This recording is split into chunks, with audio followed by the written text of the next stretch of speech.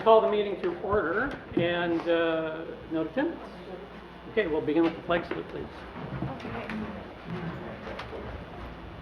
I pledge allegiance to the flag of the United States of America and to the republic for which it stands, one nation, under God, indivisible, with liberty and justice for all. Okay, we have a busy agenda again tonight. We will begin with the consent agenda. I move to approve the consent agenda. I second. Moved and seconded. Any further discussion? All those in favor signify by saying aye. Aye. Opposed? Motion passes. Excellent. Our student reps are up next.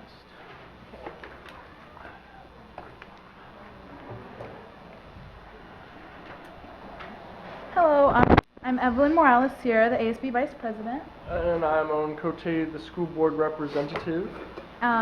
So in some of our updates for the sports, our boys basketball team has a game on Wednesday at 8:15 against Willamette. If they win that, they will play Thursday at 8:15, and if they win again, then they're in the championship on Friday at 8:30. For our girls, they have a game tomorrow at 1:30, and if they win, they will play again on Thursday at 1:30, and if they win that, they will be in the championship as well at 6:30 on Friday. For wrestling, we had 4 of our wrestlers place in the top 5 at state. Cody Comentes, Caden Kenzie, and Matthew Gunther all placed in second, and Owen McGill came in 5th. All spring sports have started last week, so the tryouts have ended and teams are all sorted out. First matches and games will start next week, and so far, boys tennis has seen the biggest numbers. They have seen around 40 boys on the court. Wow. On to some clubs and activities news. So Link Crew has started taking applications. They're looking for about 65 energetic, awesome like sophomores and juniors.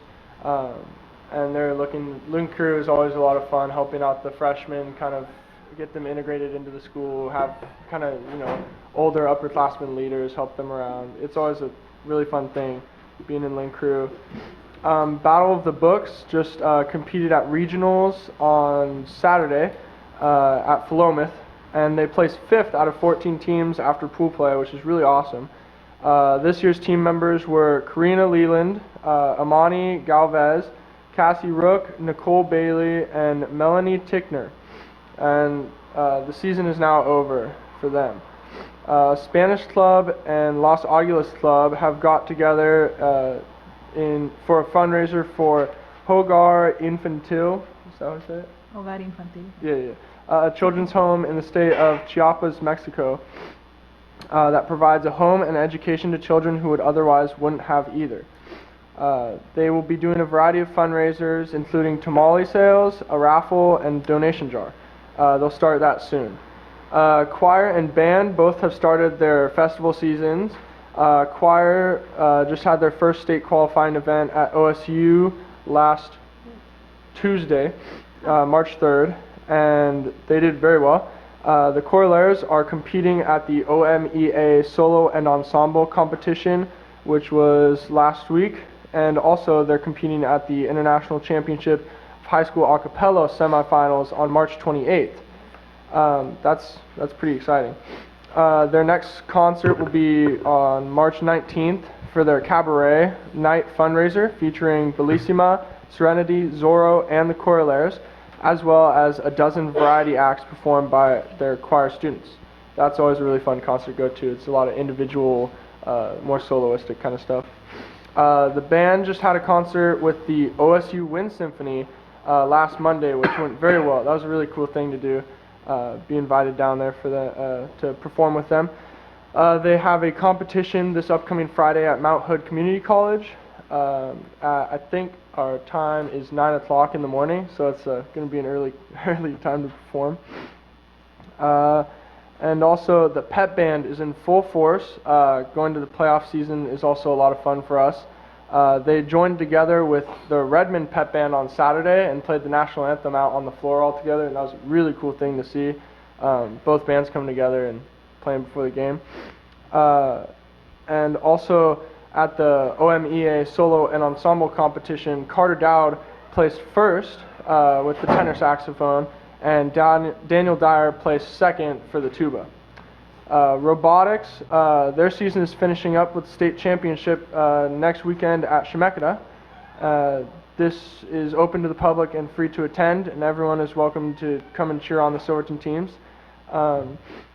And it will be running in Building 7 at Chemeketa from 6:30 to 9 Friday evening, and 9:30 to 3:30 Saturday. And that's this weekend. And then Las Aguilas is also teaming up with Spanish Club again, and they're gonna most likely do a raffle and a car wash fundraiser in the upcoming months. So just there will be more information coming out next month. And lastly, ASB, our best Fox ever, used to be called Mr. SHS, is in full swing. We've had plenty of fundraisers. We've had a few at the last 2 playoff games, and we also went door to door on Saturday. And the boys have been having a lot of fun practicing their dance. I am one of them. It's been very interesting. And they've had a lot of individual fundraisers. So just keep an eye out on the high school's Instagram page, is where we do a lot of our advertising, and also a lot of Facebook posts, so Silverton Connections, and a lot of the moms of the high school students. So also, and then We Dine Together started last week, and it's doing very well. We're sending out a few ASB kids each lunch period, and so far we've heard some pretty cool stories of the cool kids we've met and made relationships with. Very good. Okay, thanks, guys. Thank you.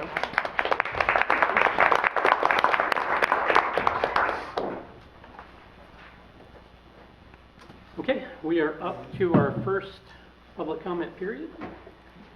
We are glad you're here and welcome you to address the board at this time with your ideas, opinions, questions, concerns, or compliments. Please be certain to sign in before you present. Remember that we all model the way for our students, and we ask that you share your thoughts and respect the way. The board's role during public comment is to listen. Rarely will you get an immediate response to information. If there is follow-up necessary, we will direct our superintendent to do that. In order to ensure equity among speakers, the board will limit remarks to 3 minutes per individual. If a group of 3 or more wishes to appoint a representative to speak on its behalf, the board will extend the time to 5 minutes. A second public comment will occur later in the agenda, specific to discussion and action items of the meeting.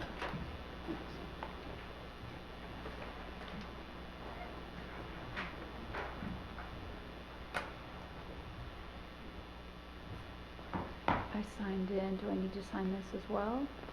If you've signed in back there, that's fine, but Yeah. stating your name would be helpful. Yes, I'm Elizabeth Wilder, and I live at 408 Lone Oaks Loop. Is this working? Can you hear me? Okay. Good evening. I'm Elizabeth Wilder, and I'm a friend of music. Due to conferences and some other committees, Silverton Friends of Music leadership asked me to read this to you. We at Silverton Friends of Music worry with budget season coming up and this incredible opportunity the state has given us with the Student Success Act that we are missing an enormous opportunity to bring elementary music education back with SSA funds. It was well documented in the strategic visioning that many in the district spoke up about music and art. The Student Success Act could really support areas where music was cut and can help implement areas that don't have formal curriculum. We are disappointed that there aren't any specific considerations to implementing music at any of the elementary schools in the SSA documents. Recently, we saw an article about the Vale School District where they are indeed using SSA funds to bring back elementary music education. Here are a few examples outlined in the article. Hire 1 full-time certified vocal music instructor to provide instruction for elementary school students. Hire a band advisor to facilitate a pep band club for the high school. Purchase supplies and materials for a comprehensive elementary vocal music program and a high school pep band. Fund artist in residence opportunities for the elementary school. And we at Silverton Friends of Music continue to believe that the lack of elementary music is detrimental and inequities still exist with pay-to-play after-school programs at some of our schools.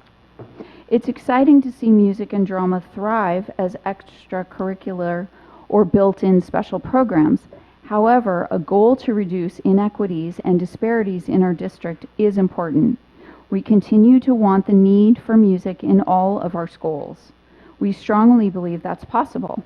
Please rethink the SSA proposal. Do not adopt it tonight, and consider adding music and art curriculum to the SSA proposal. Thank you. I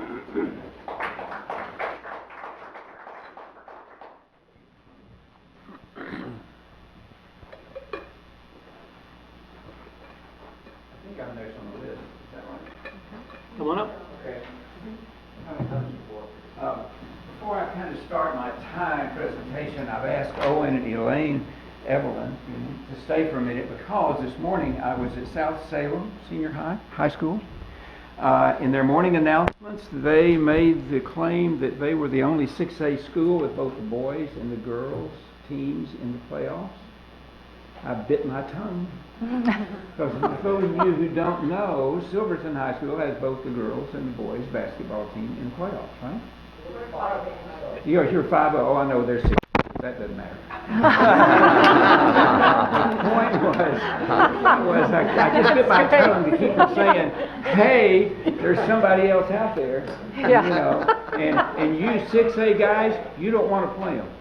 Yeah. So if you haven't been to the basketball games, you got to go. It's the best deal in town. So congratulations, you guys, on being there. What was the score in your game Friday? Do you remember? Friday, the girls? You don't remember?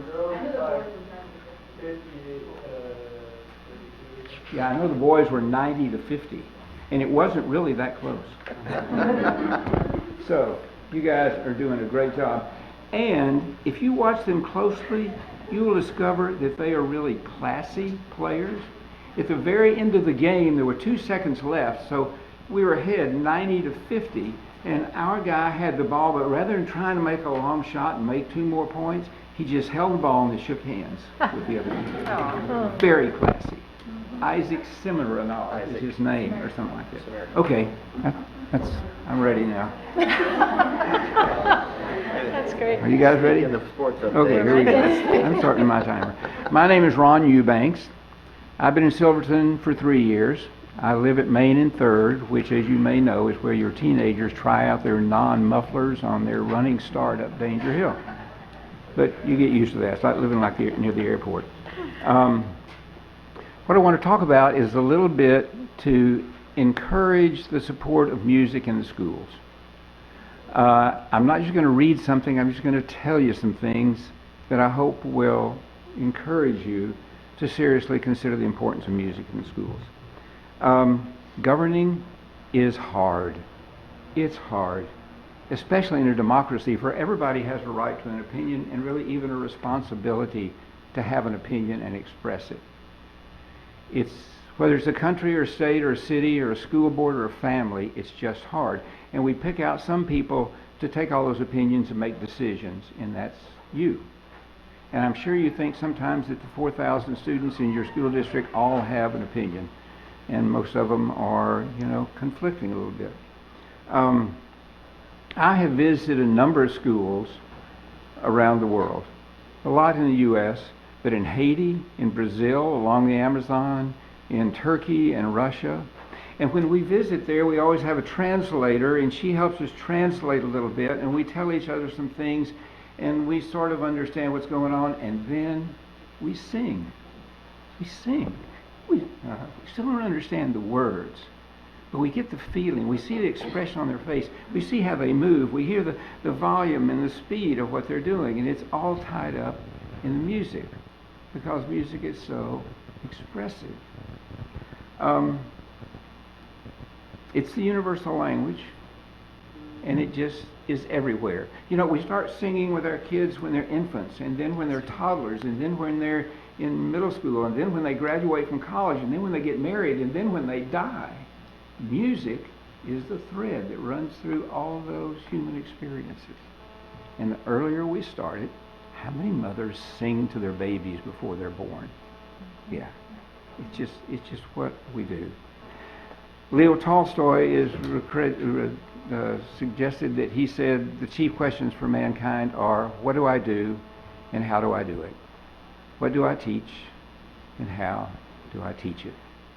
And I hope that you will continue to consider music as a significant part of the education here. Thank you. Thank you.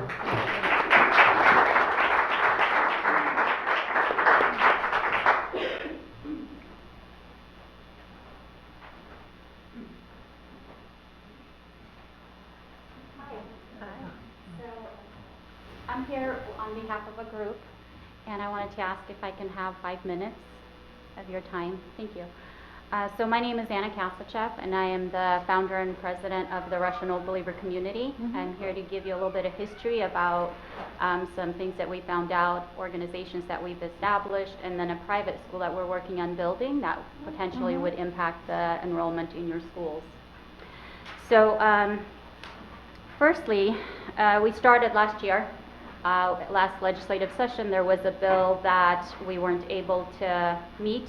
So we met with legislators, and upon participating in the political process, we learned that there's many other bills out there that we didn't even know passed. We didn't know legislation passed that actually impacted the Russian Old Believer community negatively.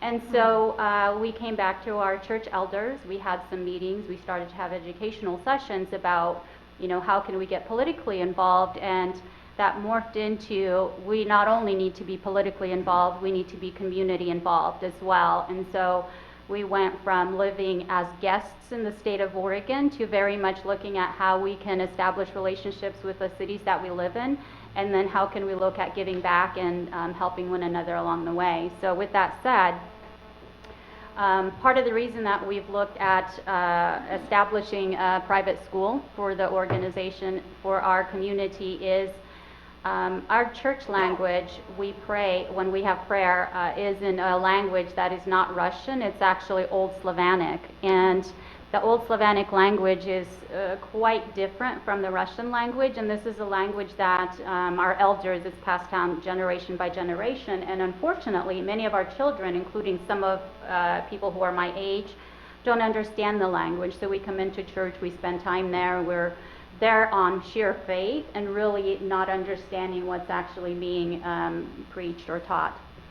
So with that said, we also discovered, and so when we talk about a private school that we'd like to build, there's sort of several pieces or elements that we're looking at, and some of that is the bills that passed, and a lot of that is preservation, because we're really genuinely concerned about our communities. So with that said, a few of the bills that we have concerns of, I'm sure you've heard of the comprehensive sex education, House Bill 2023, I believe it is, that passed last year in 2019, that's promoting the LGBTQ agenda.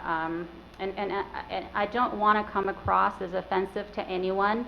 And what I do want to share is that we walk in the Lord's light as Christians, and the way that we believe is that God forbids us from judging, and therefore we're not going to judge. He commands that we love, and therefore we'll love you. So you are welcome to express your belief in any way you choose to. We're simply asking that you allow us to do the same thing. With that said, we're asking, we're not pushing our Christian or Orthodox or Catholic or whichever belief I have agenda on you, and so I'm asking, please don't do that to me. So what we're asking is just a balance of how can we live together in the state of Oregon, or in America for that matter, and still keep that balance in place where we honor one another, we value each other, we're not offensive in any way, and yet we still find some compromise in between. So the LGBTQ bill is a huge one for us. There isn't an opt-out option for parents from what we understand. And so that's very concerning for us, because that isn't something that many of the old believers teach their children. Again, we're not judging anyone. We're just asking that that not be forced on the old believer community. With that said, comprehensive sex education obviously is another huge topic that we've had. And we know that we've spoken to a few school districts now. We just met with Butte Creek. I hope that it's all right that I call the folks out there, but we just met, and what we want to share is the school that we're looking at building. We put an offer on the Rambler Road. There was this school over there on Rambler Road. That offer was accepted by the Jervis School District. So we're currently in the process of going through. Okay. So with that said, we just want to share how it'll impact your enrollment really quickly. Is we want to stress that we're only looking at opening kinder, possibly first grade, for the first couple of years, and then moving on as we build classes. So if you have questions, I do have some flyers I would love to leave with you, and then some contact information if that's okay, and you can reach out to our community. We want to work collaboratively with you to help us build this school and not take away at all. Thank you for your time. Is it okay if I pass out the Yeah, flyers? yeah. And it has all of our Thank you. organizations. We have 2 organizations that we actually established. Okay. Thank you.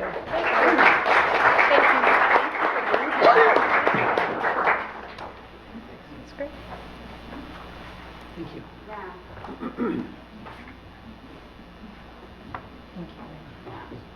Just excuse the edit mistakes.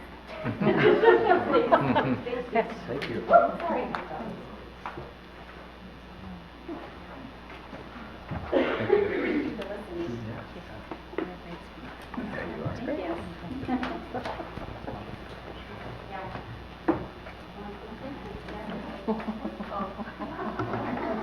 Okay, is there anybody else that would like to address the board tonight?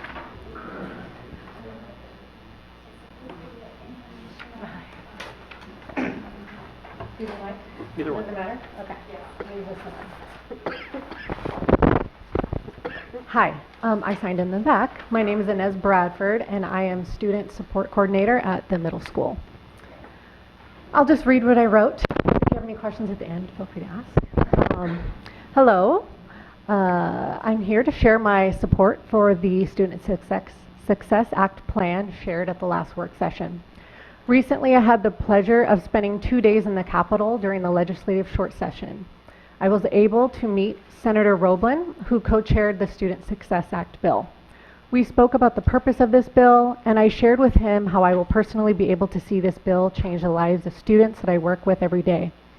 We proceeded to speak about students in poverty, those with trauma, and ended the conversation with him saying, the root of this bill and the basis is equity. Equity is essentially providing for the individual needs, right? And currently we are trying to meet these needs, but without this money, this funding from the SIA plan, we will never get there. That 7 to 10% of students that don't graduate, that gap will never be closed unless we address the issues faced by the historically underserved students in our community. And we must remember that when some students do better, all students do better, as teachers and staff have more of the ability to focus on education and less on the symptoms of what is occurring with these students.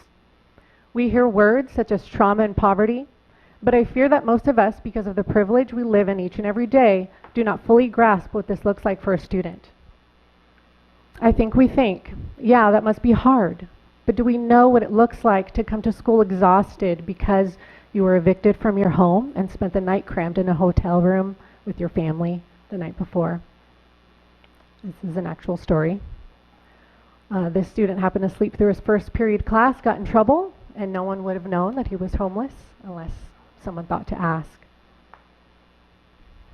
Or how about the student that has to listen to other students talk about their parents? All the while, they get to see their parents twice a year when a family member drives them to a faraway jail in Washington where they can go visit them. Another actual story. You would be surprised by how many students live with the trauma of having a parent incarcerated. Or how about having to do your homework that requires online access on your phone while huddled around a school building at night, a blanket over your shoulders to keep out the cold so that you can access the Wi-Fi since your family can't afford it. I've seen this multiple times. I could go on, and if any of you have the time would like to hear more stories so that you can grasp why there's a need for trauma-informed practices or mental health professionals in our buildings, please contact me. I'd be happy to meet with you. A person in our district recently described it this way. Our school is like a complex obstacle course, and these students with trauma, the ones experiencing toxic stress through no fault of their own, are running the course while missing a limb. and then they are punished because they can't get over the wall. I'm almost done, a few seconds. This plan would remove the obstacles and give these students a fair shot at completing the course. After meeting with Senator Roblin and hearing our SIA plan, I truly believe what is planned fits the roots intended for this bill, and besides that, our students need it. I'm glad there are questions being asked. That is your role and the role of the community. I just hope that decisions are being made without the aren't being made without the true and full understanding of the underlying needs of many students. We often just don't know what we don't know, and I'm here to say that these underserved groups have names, faces, and stories, and we hold the potential to change the trajectory of their lives. Thank you.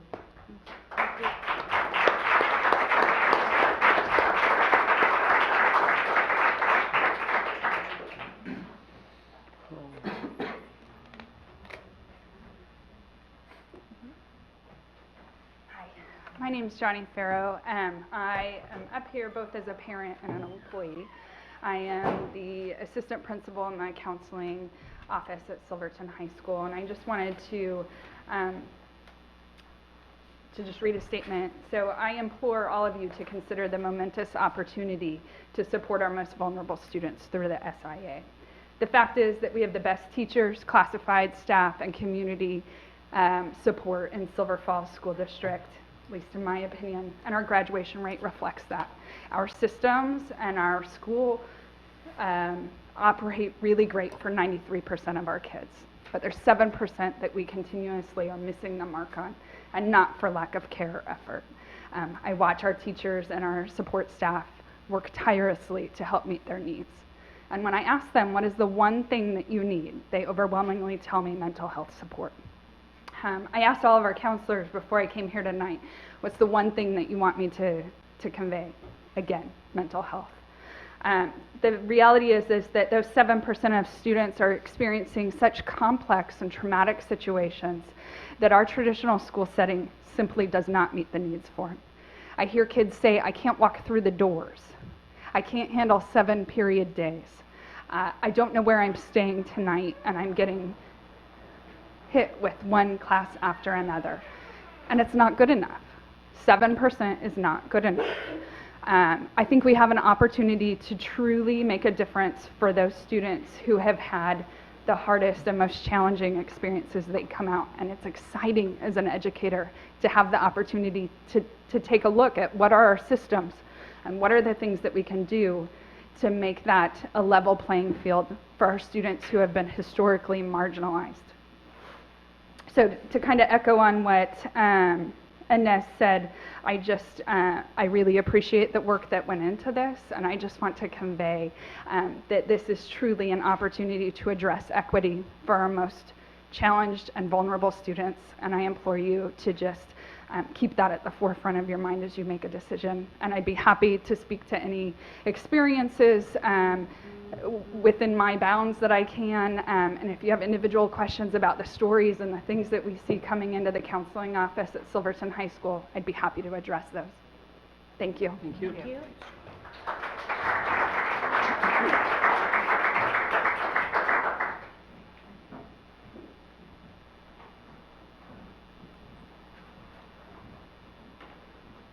I'm really not here to speak this evening, but I do want to say I'm Kathy Frank, principal at Bethany Charter School. The gal here stating the SIA accounts, you know, you really do have to consider that music program. That's a no-brainer. That goes along with the social emotional well-being of any student. Equity, you can have counselors, but to carry a song in your heart, every one of us do that. It's in itself brings joy. So there, by providing music to those students, I can't even believe that that is still on the plate. I very seldom speak on such a powerful thing as that, but if it's not in your regular budget, it has to come somewhere within your budget planning. Every student deserves music. It just, any one of us this evening will go home, pop in our car, I've got a half-hour commute, put a song in there and it'll take me right back to being any age, a daffodil song. I mean, we just carry that in our heart. It is such a part of our our emotional well-being. So please consider that anywhere in your budget. Thank you.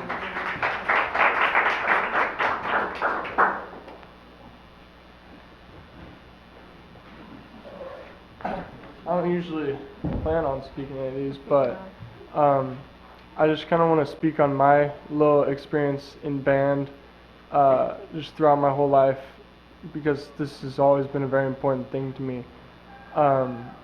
Since elementary school, I still remember all of my music experience with Mrs. Elliott and singing and playing drums.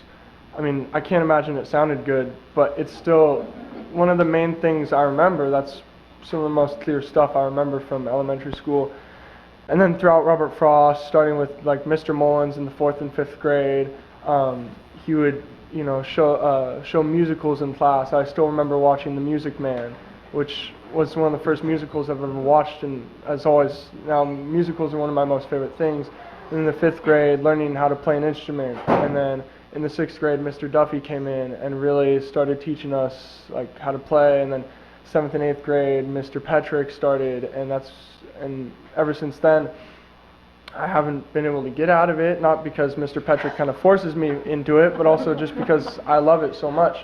And it was kind of disheartening to me when I heard that we were getting rid of music at elementary levels, and like slowly throughout my years hearing that like schools have like closed down their kind of music programs, and also how like small music programs are at other schools, because I know some of my best friends in band, like Deegan Floyd, one of my other saxophone players, came from Bethany, and he was like one of the our class from Bethany was one of the biggest that they've ever had, and they had like 6 kids in band. And whereas like mine, we had like 14 at Mark Twain. And it's just, I mean, it's a little sad, because then I hear of other band programs that have like 40 kid middle school bands that come through the high school, and we only have like 12. And I don't know, music has always just been a good part in my day. It's always been something to look forward to. It's always kept my brain engaged. I've always started out my days with jazz band early at 7 in the morning. That's gotten me prepared for the rest of the day. It's at some point brought me to tears because of how beautiful we've played certain songs, how challenging they've been, and we put in so much time and effort that it just all comes around and sounds just so amazing. It brings us to tears. It's just such a amazing thing to be a part of. It's a whole family in itself. It's just like being in a sport. It's just like being in a club you care about. I mean, it's another family outside of school that I get to hang out with for a whole period per day, sometimes even more. So I really hope that we start including music into our elementary schools more, because it was a really important part of my life that's impacted me. Thank you. Thanks, Owen.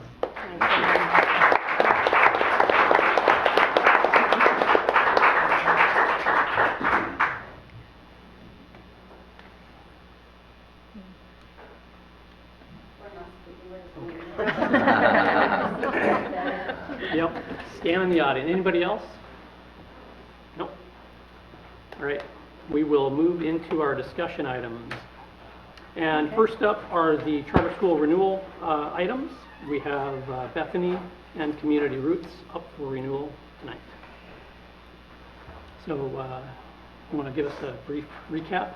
Sure. Just to recap, last month we received a report from Kristen Miles and the recommendation from Kristen, and I will echo that recommendation, is that we proceed with the renewal of Bethany Charter School. Our action items tonight, you'll be asked to vote on that. And it's really just that simple. That's what we need to do tonight. If you want me to keep going down the next couple items? Yeah, thank you. The next 3 items are all sort of related. So item 6B is assuming that the board approves the renewal of Bethany Charter School, that would be one action item. And the following action item right after that would be to direct the superintendent to begin negotiations of a successor agreement. And so that will be your second action item regarding Bethany Charter. And then we'll repeat that process for Community Roots. And again, with Community Roots, we had a report last month, and I will also join in the recommendation that that the board approve the renewal of the Community Roots Charter School. And then consequently, then I would like to receive the direction from the board to begin negotiations on that successor agreement. And that's really 6A, B, C, and D. Right. Any questions on those items? I just had one clarifying question. I'm looking at the minutes from the meeting where Ms. Miles helped us understand the process. And it says the actual negotiations will be between a school principal and another from the district. And I'm not sure if grammatically, I'm just wondering, are you doing the negotiation along with another individual from your leadership team, or is it really just you and the principal of the school? If the board will just authorize me to begin that process, I will find some people to help me. Okay. And I would like to actually ask the chair to identify a board member to sit in that process and help. Yeah, so if you guys, if anybody is interested in participating in that process, absolutely let me know. Okay. Okay, that's great. Yep. I wouldn't mind, but I'm not sure, I'm pretty close to Community Roots, so I don't know if I would do that one, but I'd be happy to be on the Bethany committee, but I don't have to be, so if somebody else wants to do it. I could do it. When do you anticipate? What's that? 90 days. So we'll start pretty soon. Start soon, lasts 90. Yeah, we can. I'll visit. I mean, we can touch base. I'm interested. Check on schedules and all that. And you guys can email me if you're interested and didn't think about it, if you want to think about it. That'd be If we great. could just get an Yeah. email sent to us with just the details, That'd be perfect. that way we can be refreshed to know the information, and then, yeah. Yeah. Last month you received a report from Ms. Miles on both schools. Yes, we I did. think page 16 of each of those is where you would find some possible items that we'll be talking about during the negotiation process. And so tonight, when you're voting on the direction to give me to begin working on the agreements, that would be your chance then, if you have any specific direction about any of those terms or items from those lists on page 16 of the report. So part of the process of the action items that have to do with the successor contract will be to direct our superintendent with any specifics that we want him to take into consideration. We also, of course, if we have members that are on that, in that process, and that there's an influence point there as well, obviously. So, but if you're not going to be involved at that level, this is your opportunity to influence that. Okay. And then wasn't Ms. Miles also going to provide us with some input as to her recommendations? Okay, but we haven't received that yet. Okay. Any further discussion on this at this point? These will come up as action items later tonight. Okay. Next up, 6E, the Budget Committee meeting schedule. So this item is not an action item later, this is just an information item for you all. We have a lot of activities happening this spring, and so we wanted to get this all onto one calendar. We have budget committee meetings scheduled. Our first budget committee kickoff meeting will be on March 31st, and that is following the special meeting of the board on March 30th for superintendent searches. So you have both of these activities happening through March and April. And so I just wanted to get this on your radar and actually get it on your schedules to have those budget committee meetings kind of hardwired into your calendar so that we can do the business of getting a budget adopted by June 10th. You'll notice that we have put on there something a little bit different. And then on May 6th, 7th, and 8th, we put on some open office hours where we would invite people from the budget committee to drop in and then just have open conversation and questions about anything on the budget. Of course, we have to make sure we don't have a quorum of board members up there, so we'll have to kind of monitor that. But it's a good time just for people to get lots of specific and detailed questions answered. And then we would have our budget committee meeting on May 14th. And May 14th, the board could either approve the budget or could opt to hold a third budget committee meeting if necessary. Okay. And then we're gearing up towards the budget hearing and the budget adoption on June 10th. Busy time. It is. So Paul, I wanted to thank you for making these available, all these dates to come in and talk about the budget. Because I know that we had talked in the fall about having the idea to have more budget committee meetings to start earlier in the year, to have it so we could meet more often to get more in depth with our budget. But clearly that didn't happen because of other situations. So I'm glad that you were able to kind of put something in to have our budget committee members be able to come in and us as well to talk about it And more. I'd like to give credit where credit is due. This Okay, is an idea from that's our great. business manager, Mr. Nielsen, so. Great. Okay. Thank you for that idea. Great. And I also want to thank Debbie Valla for putting this together. Yeah. And kind of weaving a couple of different calendars together. The yellow highlighted ones Yeah. are the old ones. The Mhm. ones in red text are the new Are the dates. new ones? Okay. Yeah, so thank you for that. Appreciate that.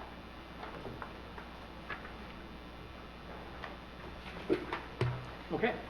Any other discussion on the budget committee meeting schedule? All right. With that, we are going to begin discussion on the student investment account.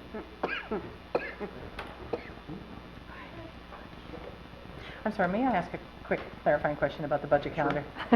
So you said that highlighted ones are the old dates, but are we still meeting on those dates? No, thank you. Delete those off your calendar. All right.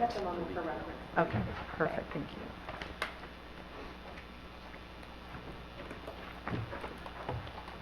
Okay, so tonight, you board members are being asked to approve a plan that is the culmination of work that started last year with expansive community engagement in the development of the district's strategic visioning plan and the district's continuous improvement plan. You're being asked tonight to approve a plan that strengthens our education programming for the learners who need us the most. We know this because we've had so many input sessions, so many surveys, and thoughtful engagement with teachers and parents and community members and just about anyone who would take our surveys. And this plan represents what we heard from everyone. I want to emphasize that this plan, while assembled and expertly presented by Director Jennifer Hannon, was not written by just one person or even in some back room behind closed doors by a handful of people. No, this plan was developed over a long period of time with countless hours of input from hundreds of people from across our district and in our state. I want to thank board members and others who have asked questions all along the way, even some questions today and over the weekend that Director Hannon worked so hard to thoughtfully respond to. I ask that you keep in mind that while the plan has something in it for the majority of our students, it is the true intent of the legislation and of our plan to better serve our traditionally and currently underserved students. This plan is ambitious, and the work immediately ahead of us is going to challenge even the most industrious of us all. We need to identify and arrange some physical spaces, some personnel schedules, conduct many hiring processes, procure supplies and materials, and so much more. The people who will do this work over the next few months to stand up these programs and services for children, many of them are here in this room tonight. They are ready to go to work because time is of the essence. And springtime is already a busy time, and so it is with a sense of urgency and an eagerness to get started on this important work that I strongly urge the board to approve the plan tonight. Are there any questions that we can field at this time before you're asked to vote later on the agenda? Anybody have any questions for Paul or for Jennifer? This is our chance to discuss this. So what do folks think? I'd like to hear a little bit more about the therapeutic concept. I know that it was mentioned as a center and almost as, and I think, I'm reading, if I'm reading this correctly, almost like a day treatment model. I think we do need it. We definitely do.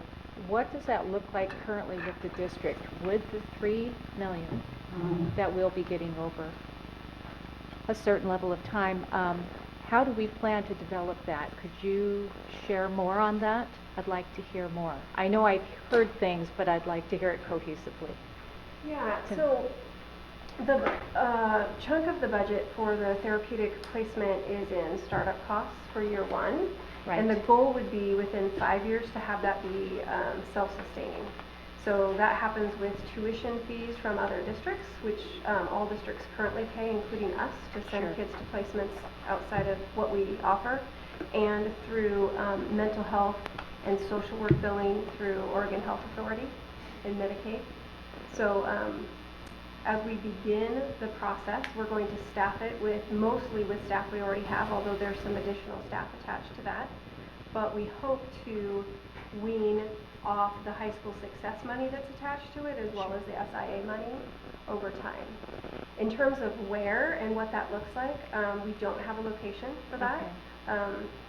We're not going to be making any proposals or signing any contracts until it's approved by you and ODE. But we have been doing visitations to other programs that are operational in the state. Portland Public runs 7 of them. Corvallis runs 2. Springfield High School has a day treatment center on their high school campus. Oh, great. So certainly there's models that we can draw from. So we think we know what it needs to look like. But for our unique purposes and our kids, we're going to have to open it, run it with the staff who are currently serving those children, and then develop the model as it works for our specific setting. So I know that feels like ambiguous, and it is to an extent because it's a program we've never run before. So there are going to be some things that you are going to have to figure out as we go. Sure. But the target for year one is about 40 kids. About 25 of those are currently identified kids. We're hoping to recover some of our kids that have dropped out in the past 2 to 3 years if they're still eligible for services. And then we have been asked by other districts for paid slots in that program. Ideally, it would be as close to a school campus as possible to be able to access technology, library, food services, etc. But as you know, real estate in Silverton's tough. So, you know, our options are what they are. We have staff currently providing kind of a base level service in rooms with these kids on 3-4 different campuses. But really what we need to do is bring all of those kids together and concentrate our services. So that will look something like, the model is pretty consistent across the programs that are running in the state, and that model is a little bit later start, so kids can kind of come in and get themselves set and eat and kind of, you know, get ready for the day, not with a bell ringing on them at 8 a.m., but a little bit of a softer start. Usually those programs open with group therapy. That would be our intention as well, every day, starting with group therapy. And then 30-minute academic blocks, and kids would each have their own academic plan, so that might look different for each kid, although there'll be instruction from our teachers in areas that they're qualified to issue credit in. Like if 25 of those kids need a U.S. history credit, for instance, and our teacher is qualified to teach the U.S. history credit, one of those academic blocks will be those kids together with live instruction, but a lot of the instruction will be online classes based on a student's personal education plan. The other blocks through the day are going to be individual counseling and skills training. Skills training are things that you know, we would take for granted that our kids learn from us, but when is it appropriate to put food in the refrigerator and when is it appropriate to throw it away? What is appropriate to be wearing on the streets in town and what is not? You know, how do you walk in and access services you need? Where do you find help? How do you call and make a doctor's appointment? Those are examples of skills training things that would happen in the program. And then also a family therapy component and case management. So social workers currently are difficult for us to access, but bringing social workers in from our agencies into the program to case manage those kids right out of the program is a great way to concentrate those services instead of spreading them across not only our 250 square miles and 13 buildings, but our whole region. So, yeah, and then we will utilize the Department of Human Services family coaches as well. I don't, is that the kind of information you're looking for? Yeah, Or do you have and other specific I questions? no, I think, yeah, that's good information. I was just thinking about how that would look with the model. Is it in like one area, or because the needs are varied, you would probably have various campus? You probably don't know at this time One what that might area, look like. Yeah, for now, we would do one area. I Sure. mean, it would be great if we could eventually go K-12, but we're starting with 7th through 12th grade because we know those are the kids currently that are not going to make it to graduation without some intervention. So we're going to start there. And we can, even though they have very different issues and complex issues and significant behaviors in mental health, we do believe we can do it in one setting if we have the structure of it done well. You know, behavior is a science. Kids do respond to their environment. We all do. Trigger response, right? So if the setup that we have is structured to meet their needs specifically and they are getting their needs met, you're going to see a significant decrease in behavior. Sure. Also, in terms of who gets accepted in the program, there does have to be a commitment to success. The kids in the program have to want to be successful but lack the skills to do so. If they don't want to be successful, I mean, that's not something that we can treat until somebody wants help. You can't force that on them. So yeah, so we think we can do 40 kids, 7th through 12th in one area. If we get to expand after the first few years, if we stabilize and fully get reimbursement on that, then we can expand into lower grades, and the little kids will have to be obviously in a separate area. Oh, sure. Yeah. Sure. That's very helpful. Thank you. Thank So you you for said- explaining.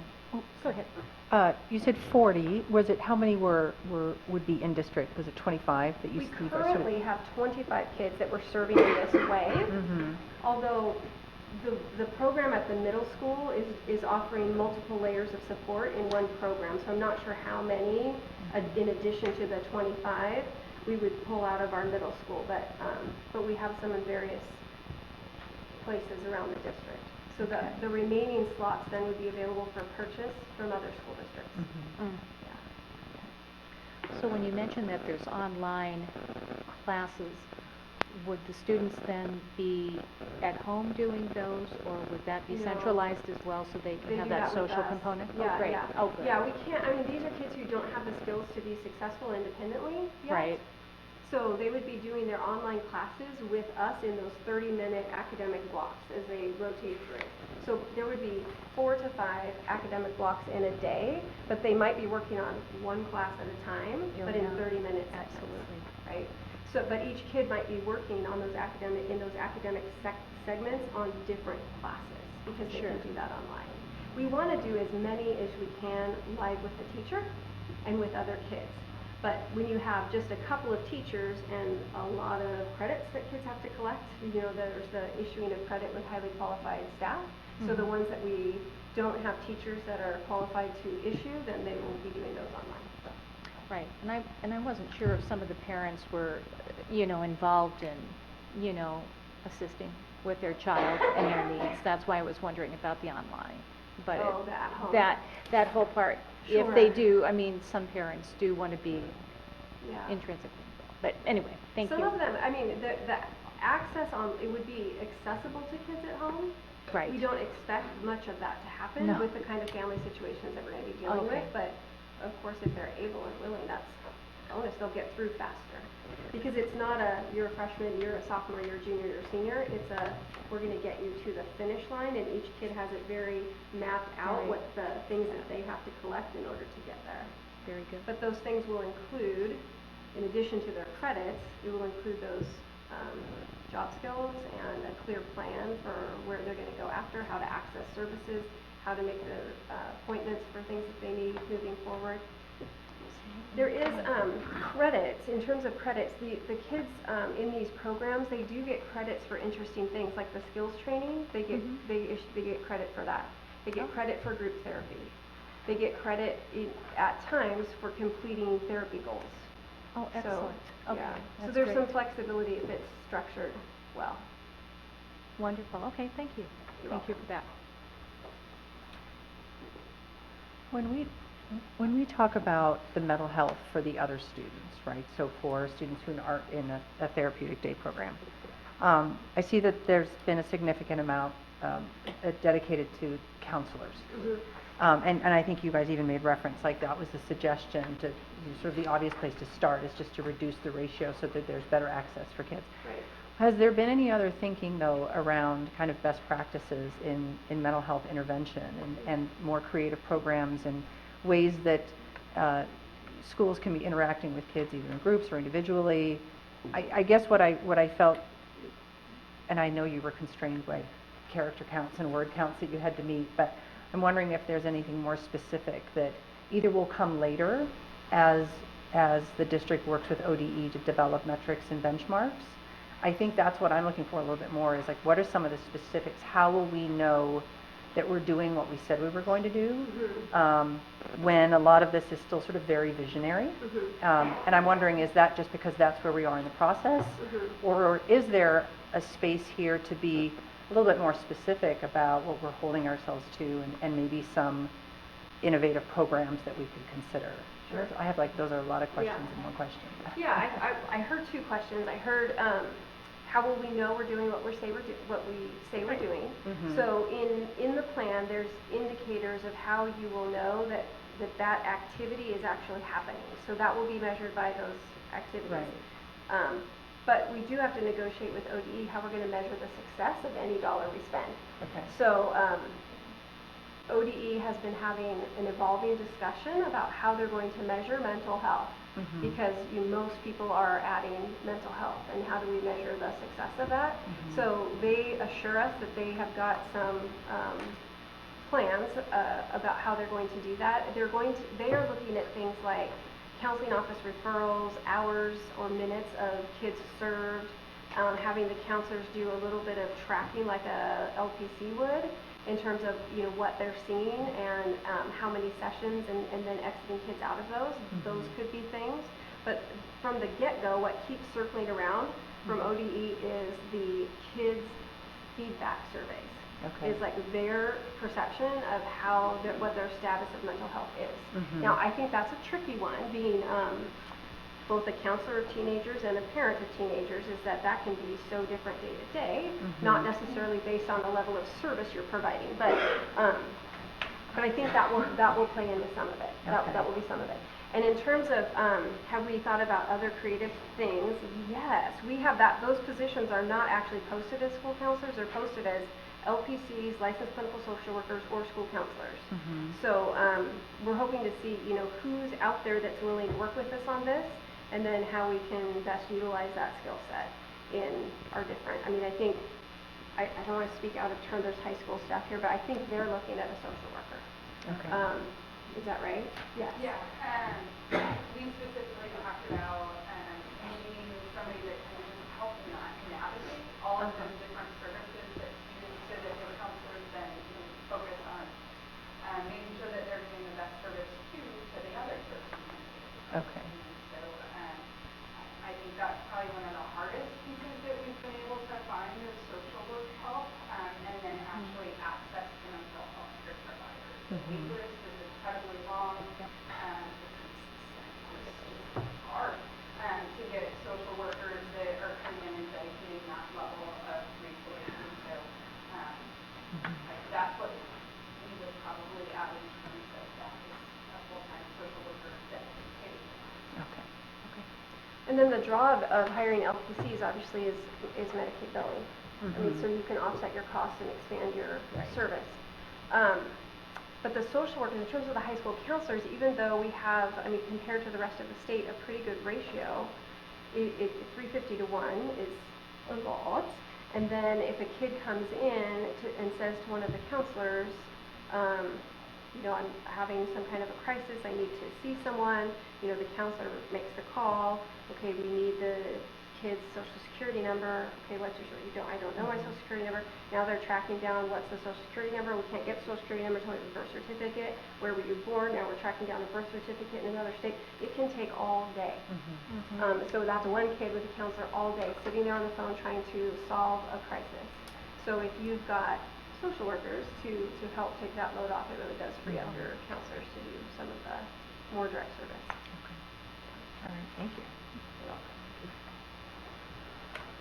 One of the things I wanted to comment on in the plan that I really liked was this idea that, you know, there's a lot of different pieces going into this, and there's a lot of students that are being targeted for different reasons based on the requirements of the law, as I understand it. I really like the idea that, you know, we heard music a lot tonight. I like the idea that there is an opportunity there in the plan, not specifically primarily front-loading the costs on a couple of these other big ticket items, reading curriculum and this center. But it feels, to me, as a big advocate for music, that there is an opportunity to investigate how we can utilize these funds in future years to invest in that. And so I saw that as a win. I just want to be clear that I see this plan as a win because of that, and I appreciate that being in the plan. So I just wanted to share that perspective. Okay. Anyone just answered my question. I did have a question about, since we had multiple community members come and talk about music, and I was looking through everything, and I noticed that in the current budget template, the pink document, I just lost my page, in the well-rounded education, it says in there broadened curricular options at all grade levels, including art, music, PE, STEM, CTE, engaging electives, and on and on. Yeah. Okay. So then I was looking at, what else was I looking at? Oh, and then I was looking at the SIA efforts towards meeting behavioral and mental health needs. And under well-rounded education opportunities, it says down here, K-8 expanded educational opportunities exploration coordinator and work group to explore how to provide music, arts, physical education, STEM technology, etc. for our rural students. So I was a little worried about just rural students, that statement in there. And then when we talked on Wednesday or Thursday of last week, and I asked you if we could get a breakdown of, you know, exactly how much things are going to cost and who you're going to hire and such. By the way, thank you very much for this. This was very helpful for me. I was looking at the under the meeting student health and safety needs, and the let's see. Oh, maybe I lost my place here. I'm sorry. I was looking under expenditure 3, the well-rounded learning experiences, and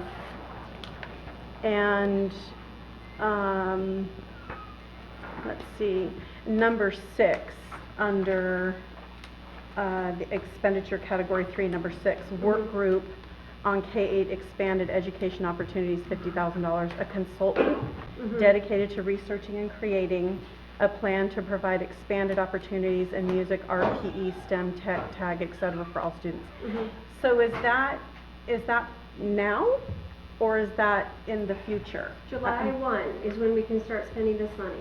So July 1 is when that can happen. But I am hearing your point of in some of the papers it says all students, in some it says rural students. It should be all students. It should be all. Okay. Yeah, it should be all. Okay. I mean, most of the conversation obviously has been about rural, but the intention is for somebody to take a good look at what's happening everywhere and make recommendations about what that could look like. What's the best model for us? I think I think that there's been a lot of debate about what that could and should look like, and no real clear path to fixing it. Okay. So if I understand it right, I think the idea is we'll spend the money in the first year, primarily on this, because it's a smaller amount, it's something to figure out the plan. And then the next subsequent years, because we've freed up money from these front-loaded activities, we have money to implement. That's how Okay. Yeah, that's the intention of it. Since we're on that one, Shelley, do you mind if I just interrupt you for a second? Yeah, go ahead. So you listed tag in that list. Is that the only place that tag is called out, or is there a separate? I don't remember if there's a separate, because the tag students was the group that wasn't meeting those graduations. They're so smart, they're bored. The only place that they're specifically called out in here is right there about extensions. But obviously the mental health supports, we believe are gonna support our. Because they run together. Yes. Intersectionality. And it's still in that 7% that we're not graduating, that we're targeting the therapeutic placement. Unfortunately, many of those are tag kids. Okay. Yeah. Okay. and they're complex. Just want to make sure we don't forget about them because, you know, it's been a group that, Yep. yeah. I'm with you. Yeah, I'm okay. with you. Yeah, Jennifer, I just want to say thanks for all your hard work on this. This is probably your third or fourth presentation. Each one seems to have a different flavor, new set of data. I really appreciated the last set of documents we had that kind of identified all the underserved groups, and just gives me something to look forward to. I appreciate your mastery of the information, and I'm looking forward to watching this go forward. Well, Just wanna that say brings thanks. to you guys because you're asking good questions. So if you ask You're- questions or ask you're to very see things in a patient. different way, Yeah. then we can put it out there in a different way that is a little bit easier to read. So Yep. that's credit to you guys for that. Well, and you provide. We ask and you provide some good answers. That's my job. Yep. Any other discussion on this? We have a big agenda, so I'll keep us moving if we're done. Well, I just wanted to say that, you know, many people came forward and talked about music. I'm going back to arts. My place for me. And I was wondering, with this draft and application, how does that look? I know that we are looking at how the money is going to be utilized. My concern is, because there's been a lot of good conversation in the last few days and some questions, but it sounds to me like we currently do not know how the arts look right now with some of our schools, and I would say K through 5 safely. I know that high school and middle school have that in place, as well as the charters. And I know that Mr. Peterson and I have talked about this, and that's where my concern is that there isn't something quite understood in the present. So how do we know that's going to develop and be honored in the future? That's where I'm at with this, and I did share this with Mr. Peterson. I know that there has been extensive work in this. I wouldn't deny that at all.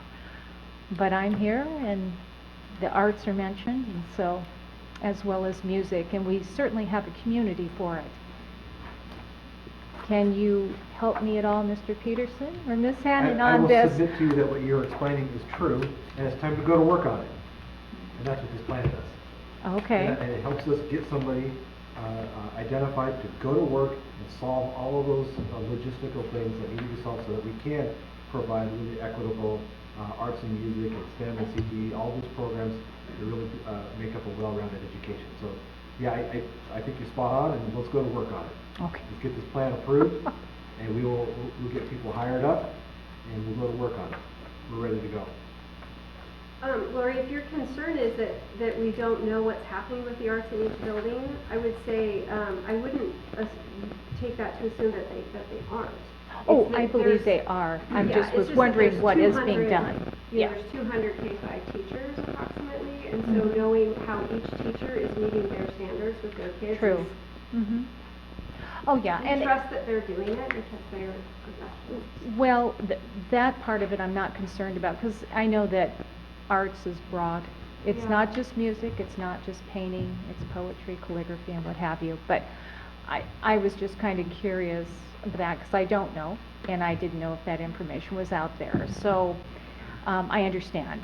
I know what you're saying, and I was just curious how that is implemented.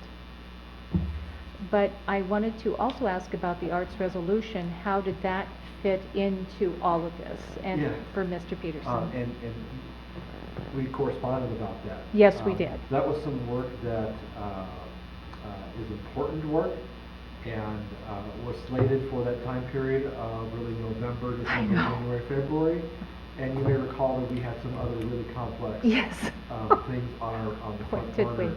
that really absorbed all of our time and energy. So unfortunately, just didn't have time to get to that work. Started on it, was loving some of that work, but just couldn't get it done. And that's Right. why, as much time as we would like to put into that, we just couldn't. And for that matter, between now and June 10th, we're not going to have the time to do that in that short time frame either. Sure. That's why if we can just plan now to get somebody on board, get the right person or people hired up to really study this, get a really good inventory of what we have, what's possible, and then come up with some really creative solutions on how to deliver all those things. I think that's going to be our most secure way to go forward and make sure that we get what we're all hoping that we can get for a well-rounded education for our kids. Thank you. I do have one more quick question. Sure. For our students of color, we have I know you guys are talking about a more culturally appropriate language arts program, and then we do have our equity teams that are doing really good work. Is there anything else that I've missed in here that was specifically designated to serve our students of color who maybe, from some of the input that you guys received from your focus groups, felt that maybe they weren't having the kind of experience that they had hoped for? I don't know if there's anything that you guys talked about with regard to that. Yeah, so again, the increased mental health staff and focus on SEL should help with all of those things. But in addition to that, the Welcome and Navigation Center for our students right. Who have bilingual families. Right. We're hoping that's great work. We have great models for that program as well in other districts. For us, it's a matter of, it has to be the right person or people to staff it, and getting the word out where we put it is important, and we don't know where that is. So, but it has to be someplace that families feel comfortable going, that they will access. There has to be a dedicated phone line that has a Spanish-speaking person on the other end of it all the time. So, there's some work to do on that, but that's another activity that's funded for that purpose. And I hope your student resource center that you talk about, which is different from the Welcome Center, if I'm understanding, I hope that provides that same opportunity for kids to go someplace where they can really feel welcome and get the support and resources that they need. So I'm really excited about that element of the plan, and I thank you for including that, because I think that's been needed for a long time. Yeah. The student union or, We're not joking, actually. That's an idea that we talked about. We had a mini mall where we could provide different services and different levels of support. It's kind of a good metaphor. Yeah. Absolutely. So I just have one other comment or concern that I have is when I wanted to look this up online, I could find it in my email, that you sent us, which is great. When I looked at other districts, when I just Googled Beaverton, Hood River, you name it, they had an actual web page that was dedicated to all the information that, they did for not only the actual application draft, but then they also had where I found the information that I requested from you, the details about numbers and such. I would like to see that in our district. I would like to see that put up for the public to have access to at any point. It was very educational for me to be able to do that, and it just came right up, and I could read exactly what they were doing and how they were doing it, and it had all the documentation. So I would like to see that. I know I sent that to you in an email, but it was on Saturday, I think when we were emailing back and forth. Tomorrow. It's Okay. on the strategic visioning, so there's 2 tabs there. It's strategic visioning plan, SIP, and then SIA will be here. Is that on the district page? Yeah. Oh, okay, Yeah. okay, great, It's just yeah. unfortunate timing that the person who builds that has been out of town Yeah, for a while. okay.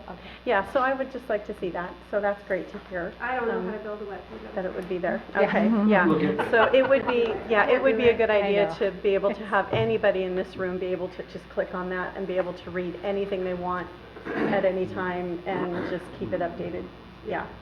So that was, Thank you all for the really good questions.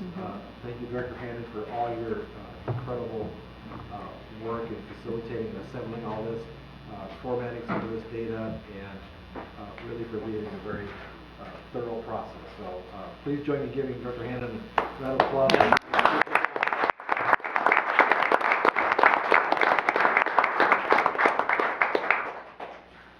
I just had one more comment. No, we're done. We're not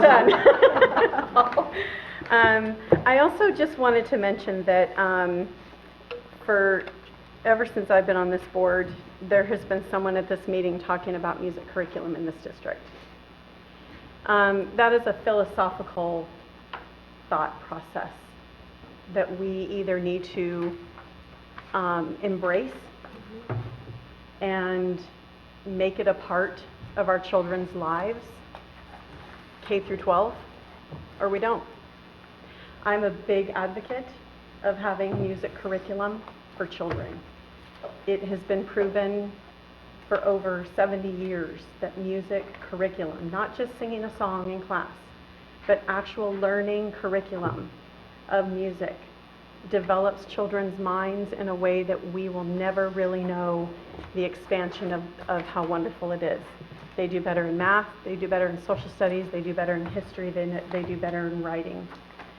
So I will always be an advocate for that, and I would like to see that really looked at in here, in this money. This is a huge opportunity. And that's just what I have to say about that. Yeah.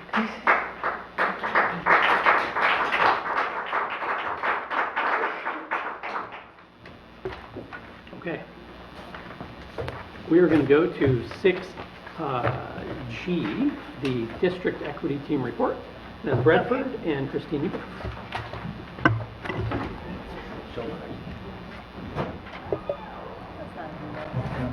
Good evening, board, district staff. This is Christine Eubanks, and according to this, I am Inez Bradford. I'm Sheldon Lassier. I think we joked about having Inez do this because she missed the last meeting, and somehow her name actually did make it there. So. And then you volunteered. And then I volunteered. I was voluntold to be here, and so I want to give you guys a quick update about the equity team's work. We have been working with Dr. Denevity, and if you were at the big district-wide meeting back in August, where all the staff come back for the first time, you met her then, and she's fantastic. She's really been very helpful for us as we work through this process. As before, we started by looking at several different examples of other districts' equity policies and their equity lenses. So basically how the tool they use to look at all of their policies is like, hey, is this fair for everyone? And the reason we're doing that is because, I mean, all the research shows that when everybody does better, when some do better, everybody does better, you know? And so we've been continuing that work. We want to let you know that the policy is forthcoming. It'll be ready next month or May at the latest. So you'll see it then. And basically, the big question we're trying to say, and the reason why we're doing this is we want to be willing to ask the question, are we being fair? And if so, hey, great. And if not, what are we going to do about it? I think that's one of the most important things that we need to keep in mind as we move forward, both with the Student Success Act and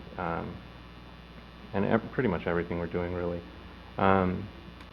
One final thing I want to say is that it's probably very important for the board themselves to pursue some equity-focused professional development. There's lots of workshops and opportunities for you guys for some training around that. I mean, just so you're able to see the work we're doing, understand the purpose for it, so that we're not starting from zero, but if you're up to speed a little bit as well. Do you have anything else you'd like to add, or did I? Well, thank you very much. All right, thank you very much. Any questions? I'm happy to field those. Or So then were you on the original equity team? I was, yeah. There was one a couple of years ago, and I was part of that. It's an area I'm very passionate about. My own dad got his citizenship just 2 weeks ago. Oh, So, cool. Wonderful. Yep, he's a guy who looks a lot like me, and I've seen him discriminated against because he's got an accent. So, He's got an accent in one of the 4 languages he speaks. So it's an area I'm passionate about, and I want to help others in that arena as well. Yeah. Well, thank you for Thank you. stepping back up. Thank you. Yeah, thank you. Yeah, thanks, Christina.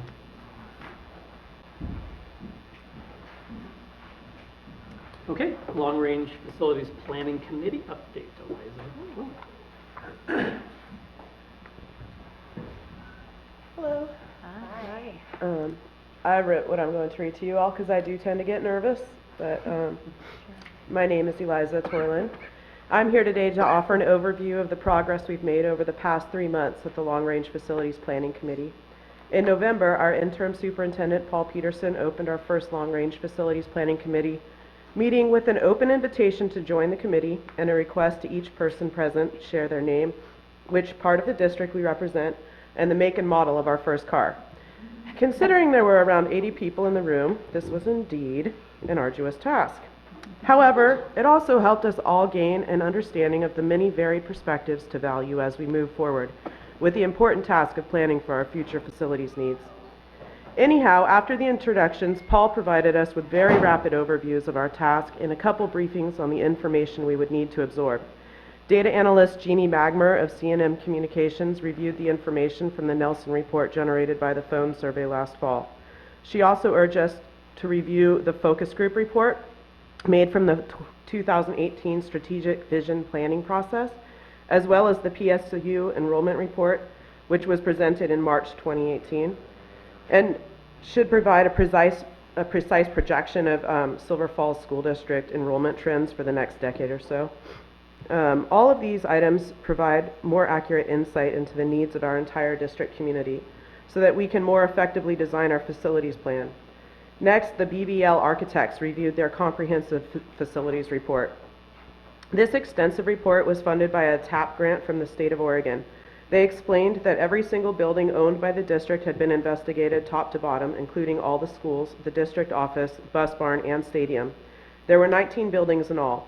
The report is huge and includes every possible to-do item that could be found, including such things as adding air conditioning units to every room that didn't already have one. Like, in other words, if they were to add one to one room, they would add them to all rooms. Wherever a deficiency was found, the report provides an estimate for repair and/or replacement.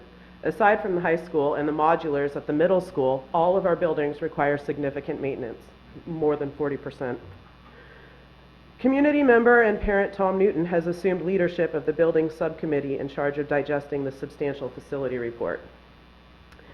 After a quick presentation from Principals Greg Katz and Leslie Roach of the potential benefits and effects of reconfiguring the 2 in-town elementary schools, Mark Twain and Robert Frost, into K-5 schools, the Long Range Facilities Planning Committee concluded with an invitation to divide into 3 subcommittees, one in charge of facility report analysis, one in charge of financial management, and one in charge of data, history, polling, and messaging, now referred to as communications. In the beginning of this year, the 3 groups met independently to solidify committees and resolve directions for each group. Melissa Cipher-Briggs, parent of students at Mark Twain and Robert Frost, has taken on leadership of the finance subcommittee. They had a meeting in January where they were offered training from Carol Samuels of Piper Sandler in school bond development. Tom Newton met with his building subcommittee where they looked through the dictionary-sized report of building facts and deficiencies. I am tasked with guiding our communications subcommittee. After reading through the focus group report, the Nelson report, and corresponding C&M communications review and the PSU enrollment report, we discussed the information presented and decided to design some guiding principles to inform the activity of the entire Long Range Facilities Planning Committee as we move forward. These ideas are intended to keep us on track with our community's preferences during planning development. It's pretty easy to kind of put your own needs in there, but we're trying to represent thousands of people. Our guiding principles are: 1, protect our community's investment in all of our Silver Falls School District schools. 2, provide a safe and high-quality learning environment for all students in all buildings, particularly middle school students. And 3, spend our tax dollars as wisely as possible. We also decided to ask our building administrators to develop small subcommittees that will include the principal, a licensed teacher, a classified employee, and an involved parent. These little groups should help us connect with school needs and help share our goals into each school community. At our second full committee meeting, held early in February, the group learned from each of the 3 subcommittee leaders about the guiding principles and need to engage every voting community member, the funding options available, including issues of timing and matching grants available from the state, and the need of the schools and their buildings. Paul defined his intention to hire an experienced facilitator to guide the committee through the next 12 to 18-month process of creating and implementing a Silver Falls School District long-range facilities plan. It's pretty complicated, and he's temporary.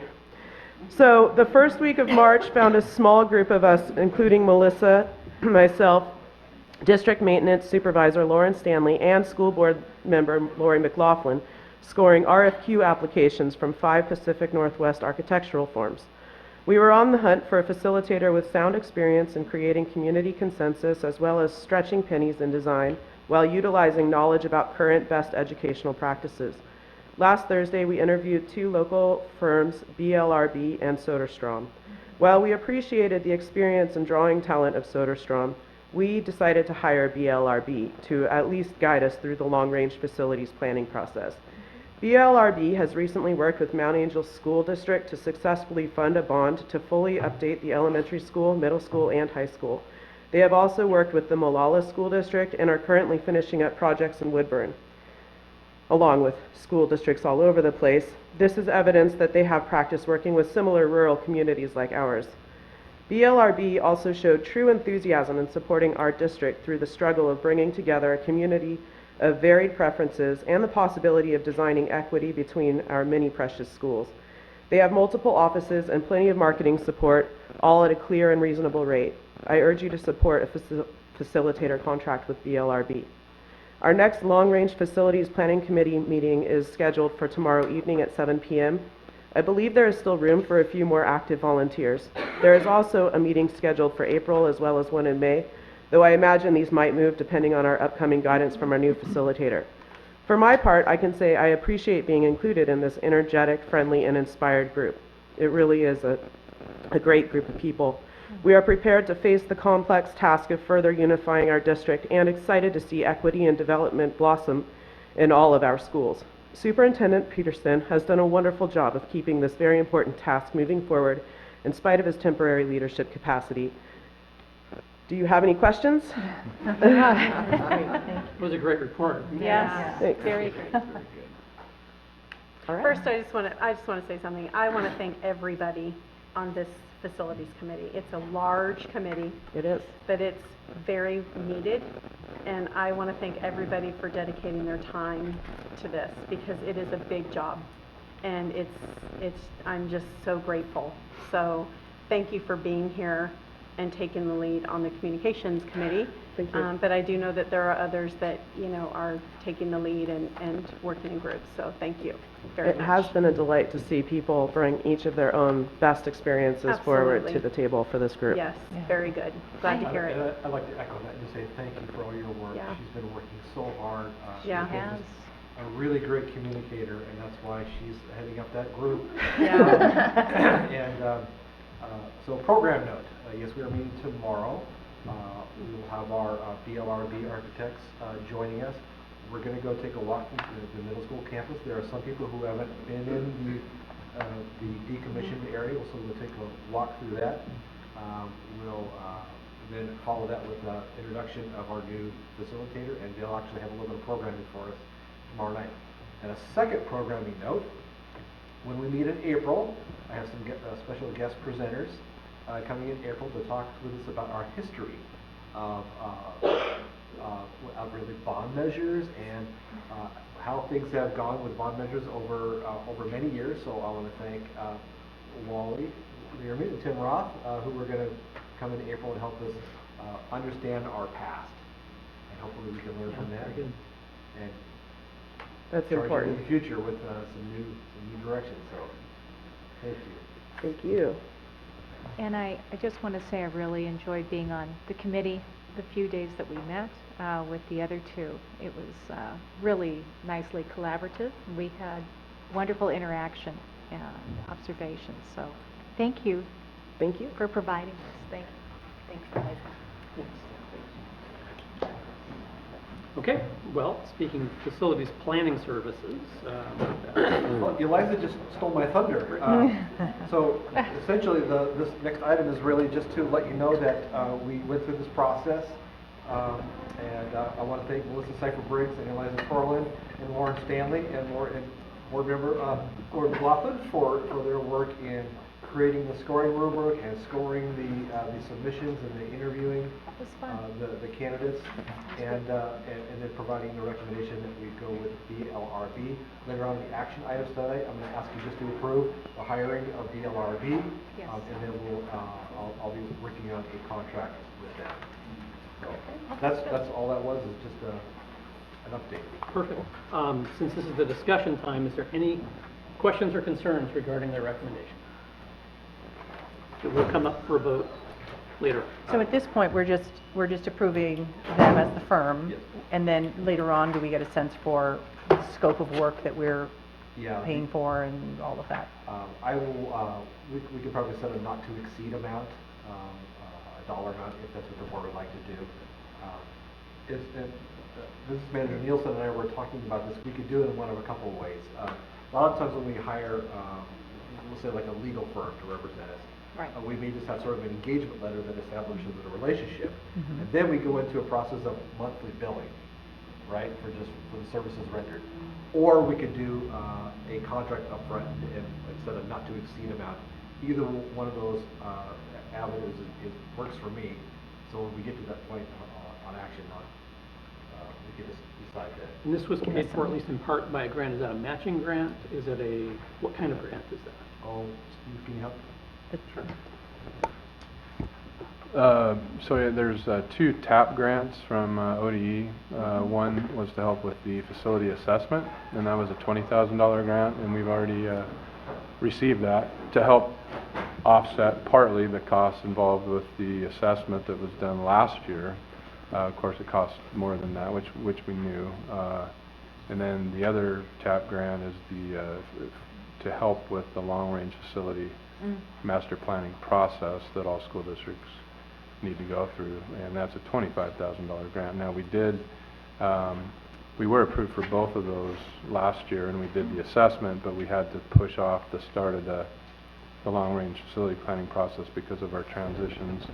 And so I've been working with Leanna at ODE to get approved under the second cycle, and we haven't been formally approved because, again, we had it for last year. We weren't able to get going soon enough, but she feels quite confident that we will.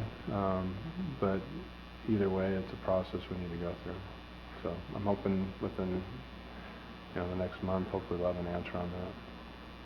Okay. So tonight we're approving establishing the relationship, and then what you're suggesting is in a future discussion we could get into specifics about not to exceed. Is that what I'm hearing? Getting the relationship established is really the most important. Right. Okay. So tomorrow, when you mentioned that they're going to be doing a special presentation, does that mean we get to walk through the? It's exactly what it means. It does. We get to walk through that part of the middle school that's not occupied very often or at all. We're going to walk through. Principal Davison is going to lead us on a walking tour. Wow.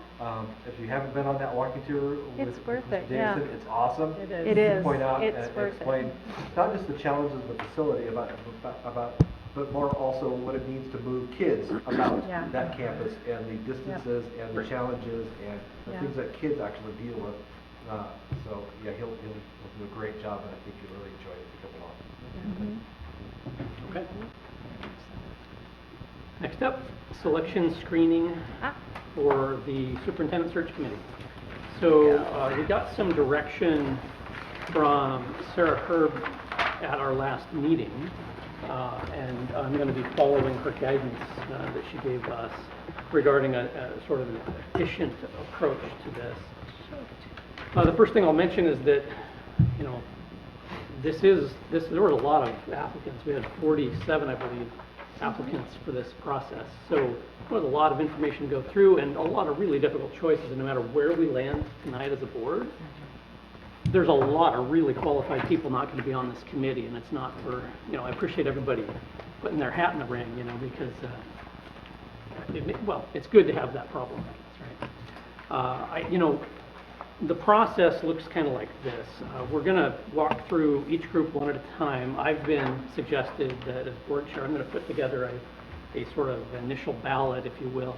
And the process is going to be that if you believe somebody ought to be on the list as a board member that isn't on my list, then you state who you think it is and provide sort of a brief explanation for why you think that person should be there. I'm going to solicit then a quick show of hands. And if we get 4 hands or more, we're going to proceed with that conversation, because at that point you'll have to talk about not only the person, but then who's coming off, right? So it's kind of a double deal. So, but if I don't see 4 to continue that part of the conversation, I'm going to move us along, because we could spend a lot of time going through this process. So I'm going to try to be efficient. To keep things positive, I'm going to ask that we speak in terms of who we want to see on the list and not emphasize who you didn't like on the list. Okay, that's my preference. We can do our best, and no matter what, we're going to get into some of that if we start talking about somebody coming on, because in order to put somebody on, you have to have somebody come on. When we are finished with this process, I will accept a motion to approve that, and we'll do it right now during this process. We're not going to stop and then come back to it later. When I put my initial one together, I tried to focus on a lot of diversity of thought, a lot of trying to represent this community, which is really diverse. I mean, we have a lot of different perspectives to consider. And so you'll see that in my slate. It was particularly hard as we got into the teachers and the parents and community members, because, well, some categories had only a handful. Excuse me, I think the parent one had 24 or so. So we're choosing 3 out of, 24, let's say. There's a lot of really good ideas not going to make it. Okay. Any questions before I proceed through the process? Okay. So I'm going to start with administrators. And my initial ballot looks like this: Jamie McCarty, Wade Lockett, and Dana Peterson. And so at this point, I guess if somebody feels somebody ought to really be there that I didn't include, we can talk about it and kind of go from there.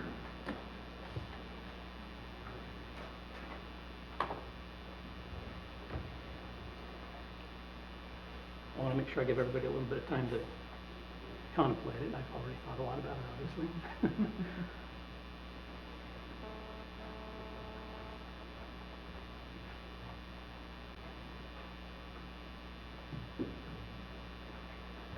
Going once. Going twice. Okay. Next up was classified. My initial ballot looked like this: Juan Benavides, Wendy Haugen, Dominica Kalugan. I don't know if I said that right. Kalugan. And that was classified? Yes. Thank you. And could you read it one more time? Sorry, Jonathan. Juan Benavides, Wendy Haugen, and Dominica Kalugan. Or Kalugan. Kalugan. Kalugan.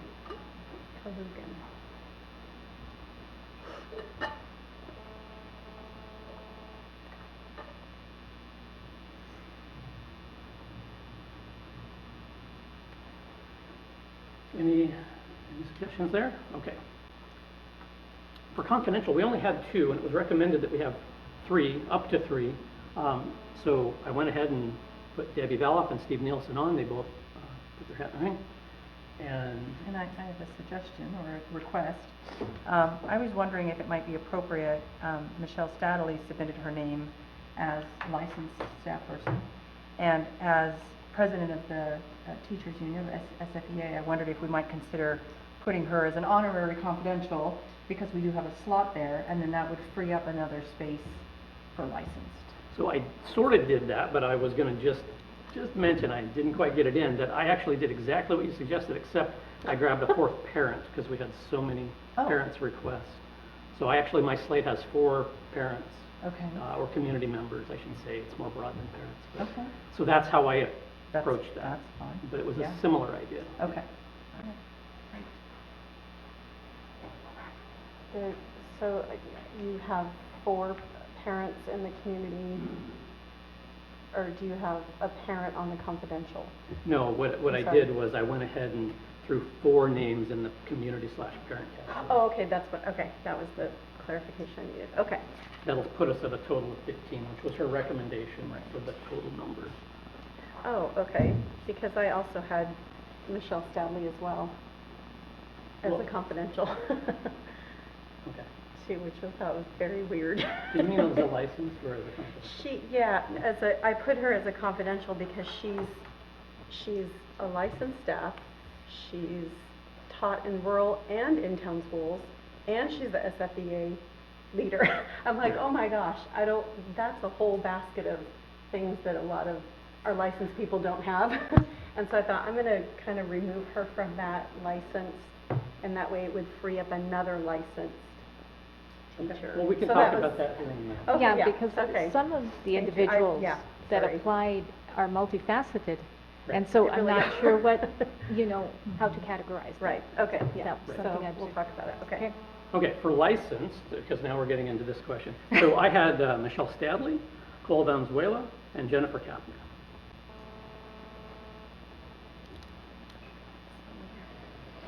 But now isn't Michelle Stadley in the confidential group No, now? no. Not yet, I- he's I- just giving us. I'm giving you this, my And then slate. we'll discuss it. Yeah. Thank you. He's Wow. just giving us ours and then we'll or his, and then we'll discuss it. Well, and so let's talk about licensed. Yeah. Yes. Because I think what we're really saying is there will be 7 selected between licensed and community or parent. Got it. Okay?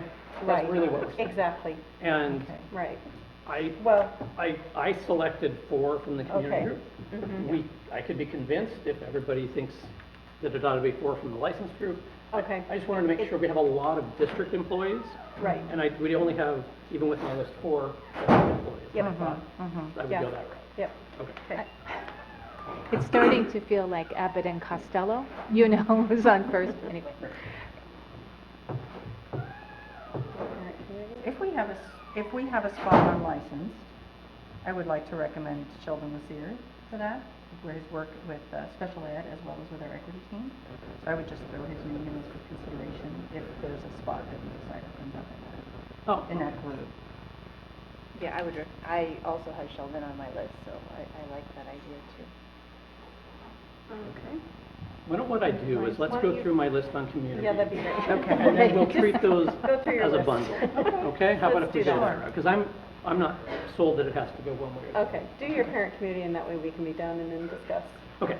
And so his counterpart, Christine Eubanks, was on my list.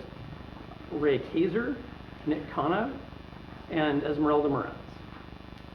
And Esmeralda's also an employee, right? Yes, I believe that's correct.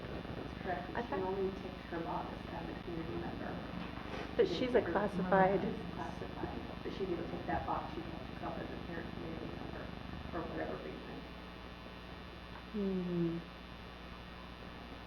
So those were my 4 community. And again, my goal when I looked at this was to try to capture as many sort of Right. different elements of our community Yep. as I could in this really small box, which was hard to achieve.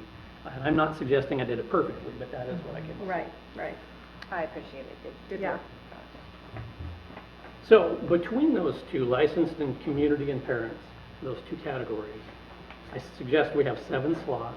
If somebody thinks that somebody ought to be in there that isn't, this is your chance to suggest who it is and why, and then if we get 4 people that agree, we'll have that conversation and figure out who comes up. So I feel a little uncomfortable with Esmeralda Moraz as just a community member, because she is a classified staff at the high school. And I hate to take that community member slot from an actual community member who's not employed by the district at all. Well, she is an actual I community know, member. but it makes a little everybody is. Everybody's a community member. I mean, if we're gonna say that, then we can say, well, Wade Lockett's a community member. Right. Yeah. It's just a much bigger group to try to get in on. We can't, yeah, and we had so many community members that are not affiliated with the school district that I would rather have a community member who is not affiliated at all on the community member parent. That's my, I So have a do you have dilemma. somebody that you want? Oh. Really, I'm looking for it from the other direction. Okay, Somebody you want okay. on, and are there 4 board members that agree? That's really what I'm Um, trying to get to. So I think Dawn Tacker should be a community member person. She ran for a seat here as a school board member and only lost by a few votes. So there are over 1,000 people who voted for her to be on this board. And I think she would be an important person as a community member in this level of search. That was my thought. So I'm going to look up and down. If there's 4 hands that go up, or 3 more in addition to Shelley, then we'll. She was on my list as well. Yeah. Okay. She's just extremely involved. She knows so much information, and I think she would be a valued asset on this committee for sure. So that's my thought process. Sounds good. Okay, I'm not seeing 4. So with that, are there other suggestions for either licensed or community involvement that you'd like to have this? I had Brianna Hupp on my list as well as a fifth-generation Silvertonian and very involved in SACA and just a very involved community member. She's involved with SACA. It's amazing what she does. And she's very young, Yeah. very energetic. Young kids ready to come up to the schools. Yeah, that's true. Bree was on my Very list too, but at this point, you have to start talking about taking somebody off, and so, Right. I'm open to that. Okay, so I'm hearing 3 at least. Anybody else that's in favor of a discussion on Brianna? Yeah, I I mean, know. like Nick Conant. I believe he had on his, he represents a part of our community that's very important. Right. Nick Conant. Oh, and I don't know and who what he you're is, saying but is that we have to come off, or somebody we have, somebody we have. if you want to look at their comments. Yep, she's got the comments up if we want to hear their comments specifically. Can you, Nick Conant, can you? Can we read it out and Yeah, pass it along? yeah, or, well, I don't know. It really doesn't matter. It says we have students in Silverton and want to be involved in the schools. I am also a Russian old believer and want to represent our community. Okay. Can you read your community list again, Yeah. Jonathan? So Christine Eubanks, Mhm. Ray Kaiser, Nick Konev, Esmeralda Morales. Okay.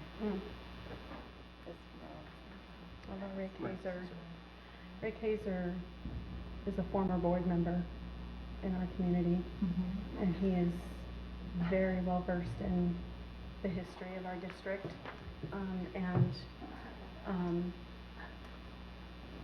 he's extremely knowledgeable. He's an astrophysicist. I mean, he can look at things in different perspectives that I don't see. And he has a perspective that, So I obviously agree. Yeah. So I'm Yes. asking that we stay focused on moving up because we have a big agenda. Moving on, okay. God, I'm sorry, I'm getting off. I don't know. Arg. Okay, so we were talking about Brianna. Mhm. There Yeah, was so at we were. least 3. I was looking for 4.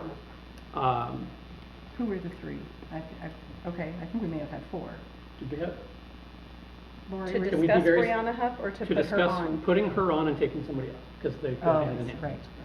You sort of have to have both in mind. Right.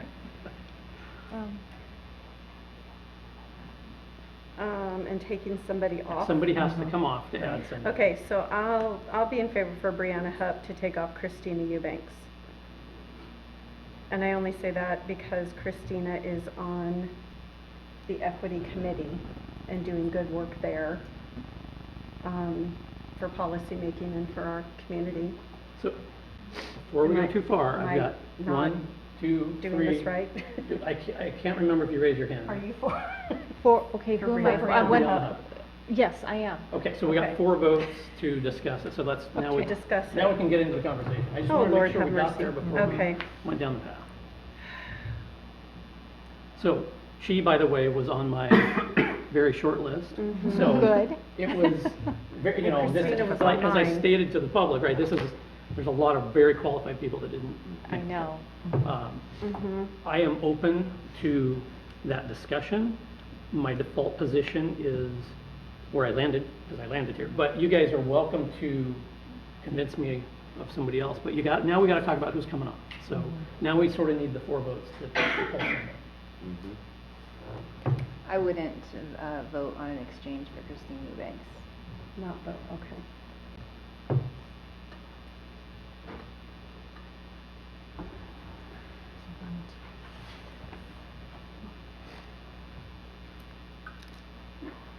And we seem to, some of us, or most of us seem to agree that Nick was a good representation for some community members, that we wanted to be able to keep him on the list. I think that's what I heard.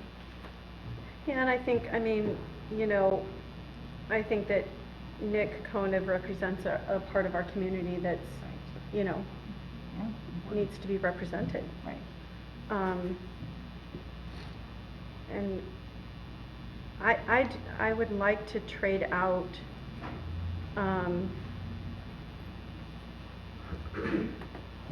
I'd like to trade out Esmeralda Moraz for Dawn Tacker.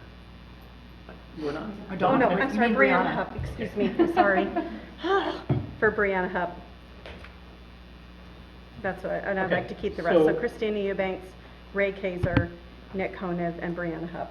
That would be my list. So I'm looking to see, again, we're trying to sort of keep this moving. So if there's 4 people that agree with that trade, this is your chance, and then that will basically occur. That will then solidify that decision. You want to show hands? Yeah, show hands, Show please. hands. Are you still thinking? Yes. We are still thinking. I have a hard time taking Esmeralda off because of her cultural background, I think is important. I do know, I mean, I get the classified, like we already have 3 classifieds, but I'd have a hard time. I think the only person that I would trade, and I'd hate to do it because I think he has amazing insights, is Ray Kaiser.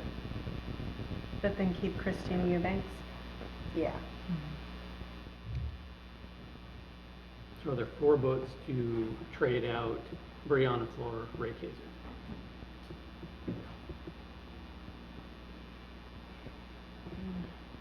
I would like to keep Ray, and it's just because he has that rich history component with Silverton, and he's done so many different things. I'd like to see him on there. I would like to see all of them. I know. And this is the challenge. And Can we do that? We No. could do that. One of the things that I want to remind everybody about this process too, the way that this works is, right, the screening committee is going to perform a really, really valuable role. Yeah. In the end, this is still the 7-board body that will vote know. for all the final stuff. So I don't want Yeah. to overthink it either. I mean, I know. it's really important, but we've got probably 10 or 15 or 20 or more great candidates that aren't I going to know. make this list somehow. So there's no disrespect to anybody not in this list, right? I think that's the problem we're having, is there's too many Hurdle. great candidates. Yeah.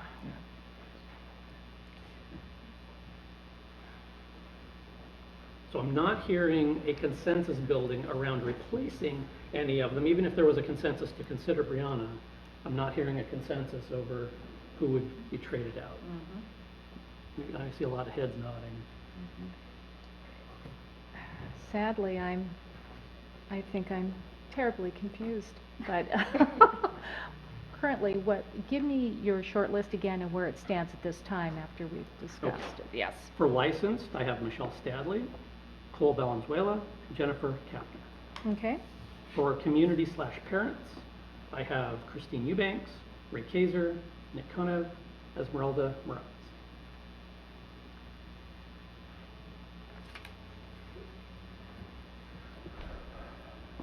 And the current discussion was to replace one of those 7, theoretically, although really probably at this point, because it's a community member, it'd be one of the 4 with Brianna. That's the current conversation. Okay. And it is difficult to justify removing it. I mean, you all have made excellent points as to why individuals on your list are there for a reason. So I'm not going to be incredibly persuasive that one person's going to be that much more critical than another. I think they are all going to bring Absolutely. something really great. Right. And that's where I landed too. Yeah. Mhm.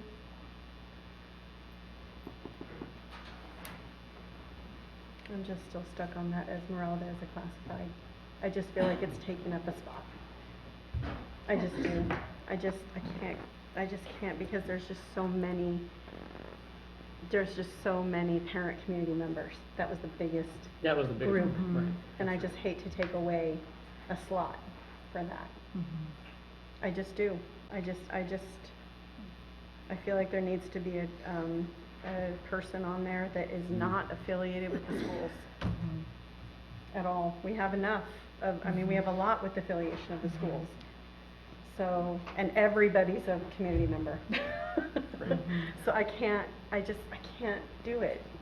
I can't do that list. I'd like to trade out Brianna for Esmeralda.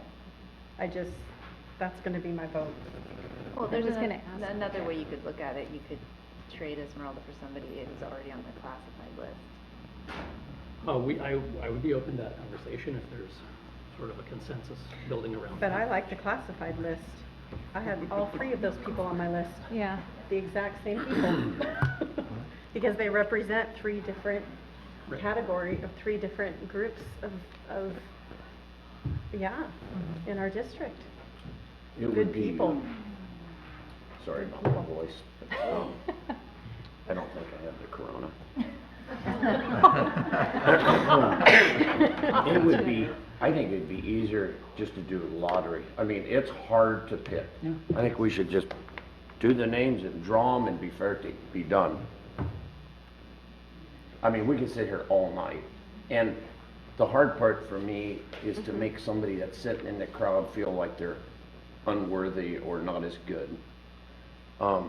Everybody brings something to the table. Agreed. They do. And so if we all agree that all these names are good, we should just do lotto and be done. Well, Well,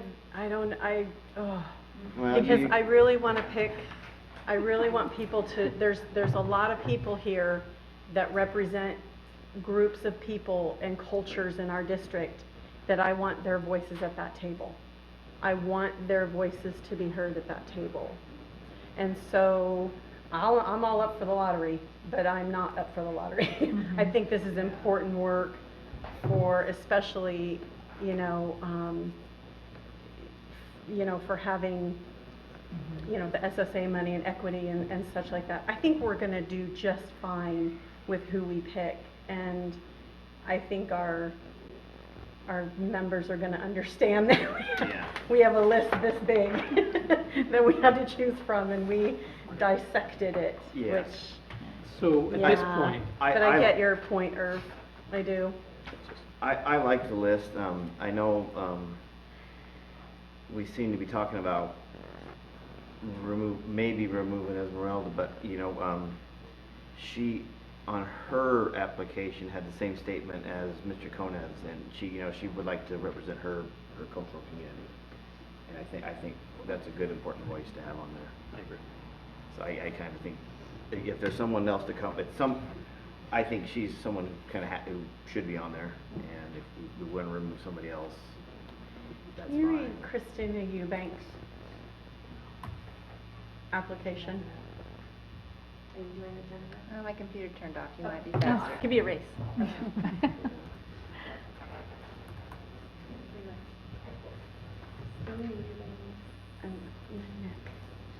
All right, I got it. You got it? Yep. Okay. These are bullet points. Want to help, have the time, diversify the committee to include, add a person of color, want to find someone who cares about all staff, all students, the community, the board.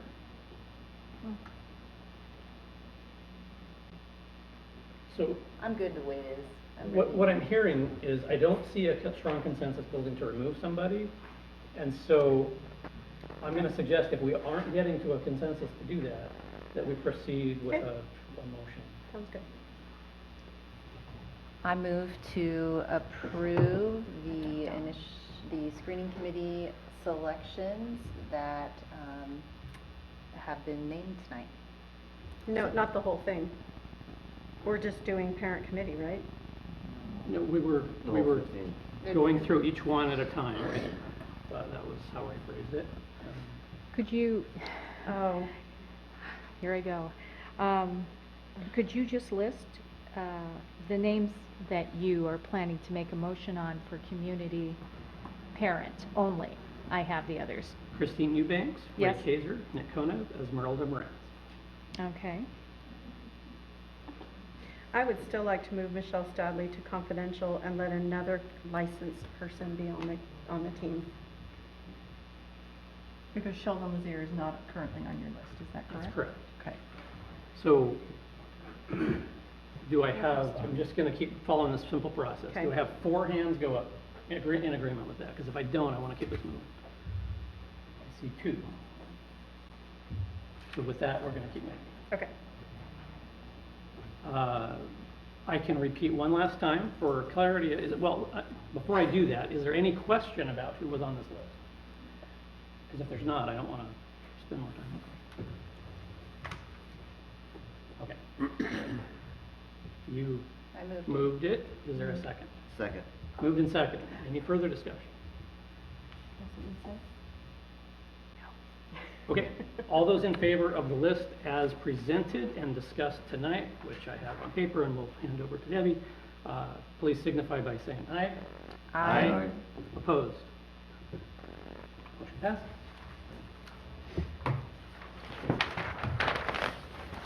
Thank you all for putting up with the process. It was definitely difficult. Yeah, that was a tough job. I had to do that about 9 months ago to develop a list for the interim superintendent search committee, and you just, you know, you get some suggestions and they're good people and you just have to make the list, and this is a good group.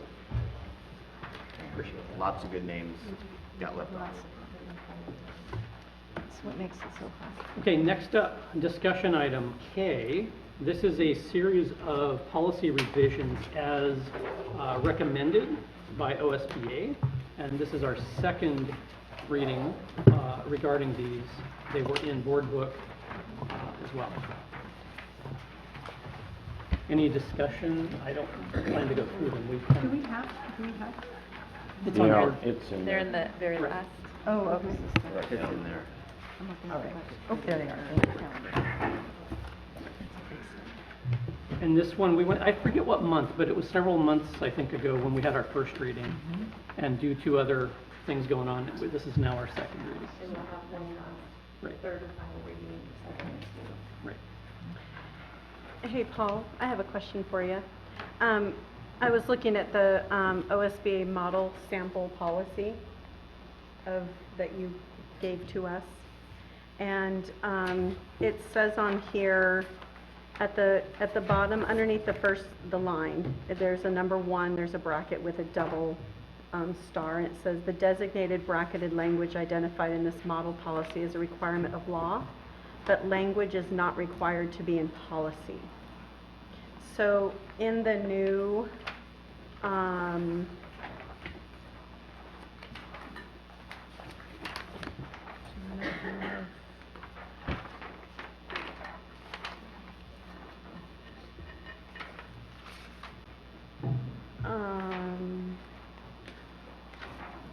do we have the second reading of the policy? Like what? Something else, Sheldon?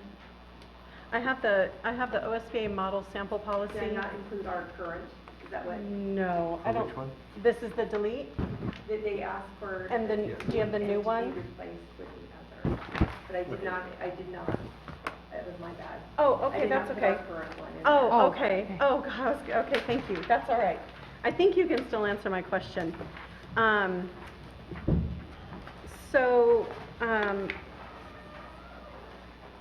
Previously, when I was first on the board, I had questioned what was law in the policy and what is not language of law in the policy. And this model, this sample model, are those brackets going to be used within the policy to designate what is law and required in the policy, and then let's not. What I need to get to you for your consideration at the next meeting. Okay. Is to identify which bracketed items stay and which ones get deleted. Great. And Yeah. we didn't get to that. So again, this is one of those exercises where we notify the public that we're looking at this policy. Right. Yeah. So for our next agenda, we'll have the bracketed language selected for you. Perfect. Yeah. Okay. Then you can. Sounds good. Okay, great. Thank you for the model sample policy. I've been asking for this for a while. So thank Oh. you for providing that. Okay. Any other discussion on any of these? Recalling, of course, that we do have one more reading coming up.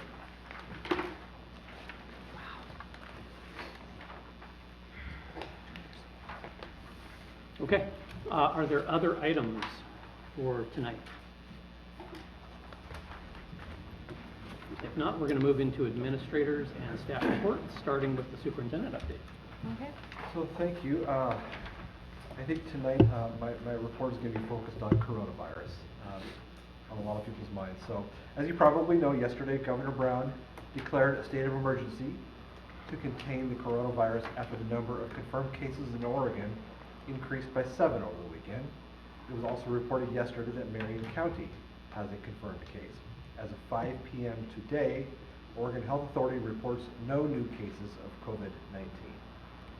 I'd like to take a few minutes to share with everyone what our district and schools are doing in response to this matter of national, state, and local concern.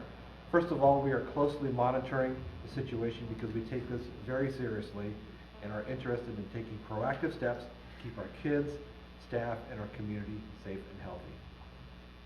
The most important step taken thus far by the district has been to communicate what we all can do to keep our community healthy. By now, I'm sure everyone has heard from a variety of sources about the preventative actions we can all take, and I will repeat that we encourage everyone to speak with their families about good hand washing practices, which includes using soap and washing hands for at least 20 seconds, covering coughs and sneezes, and most importantly, if you or your family members are sick, please do not come to school or work.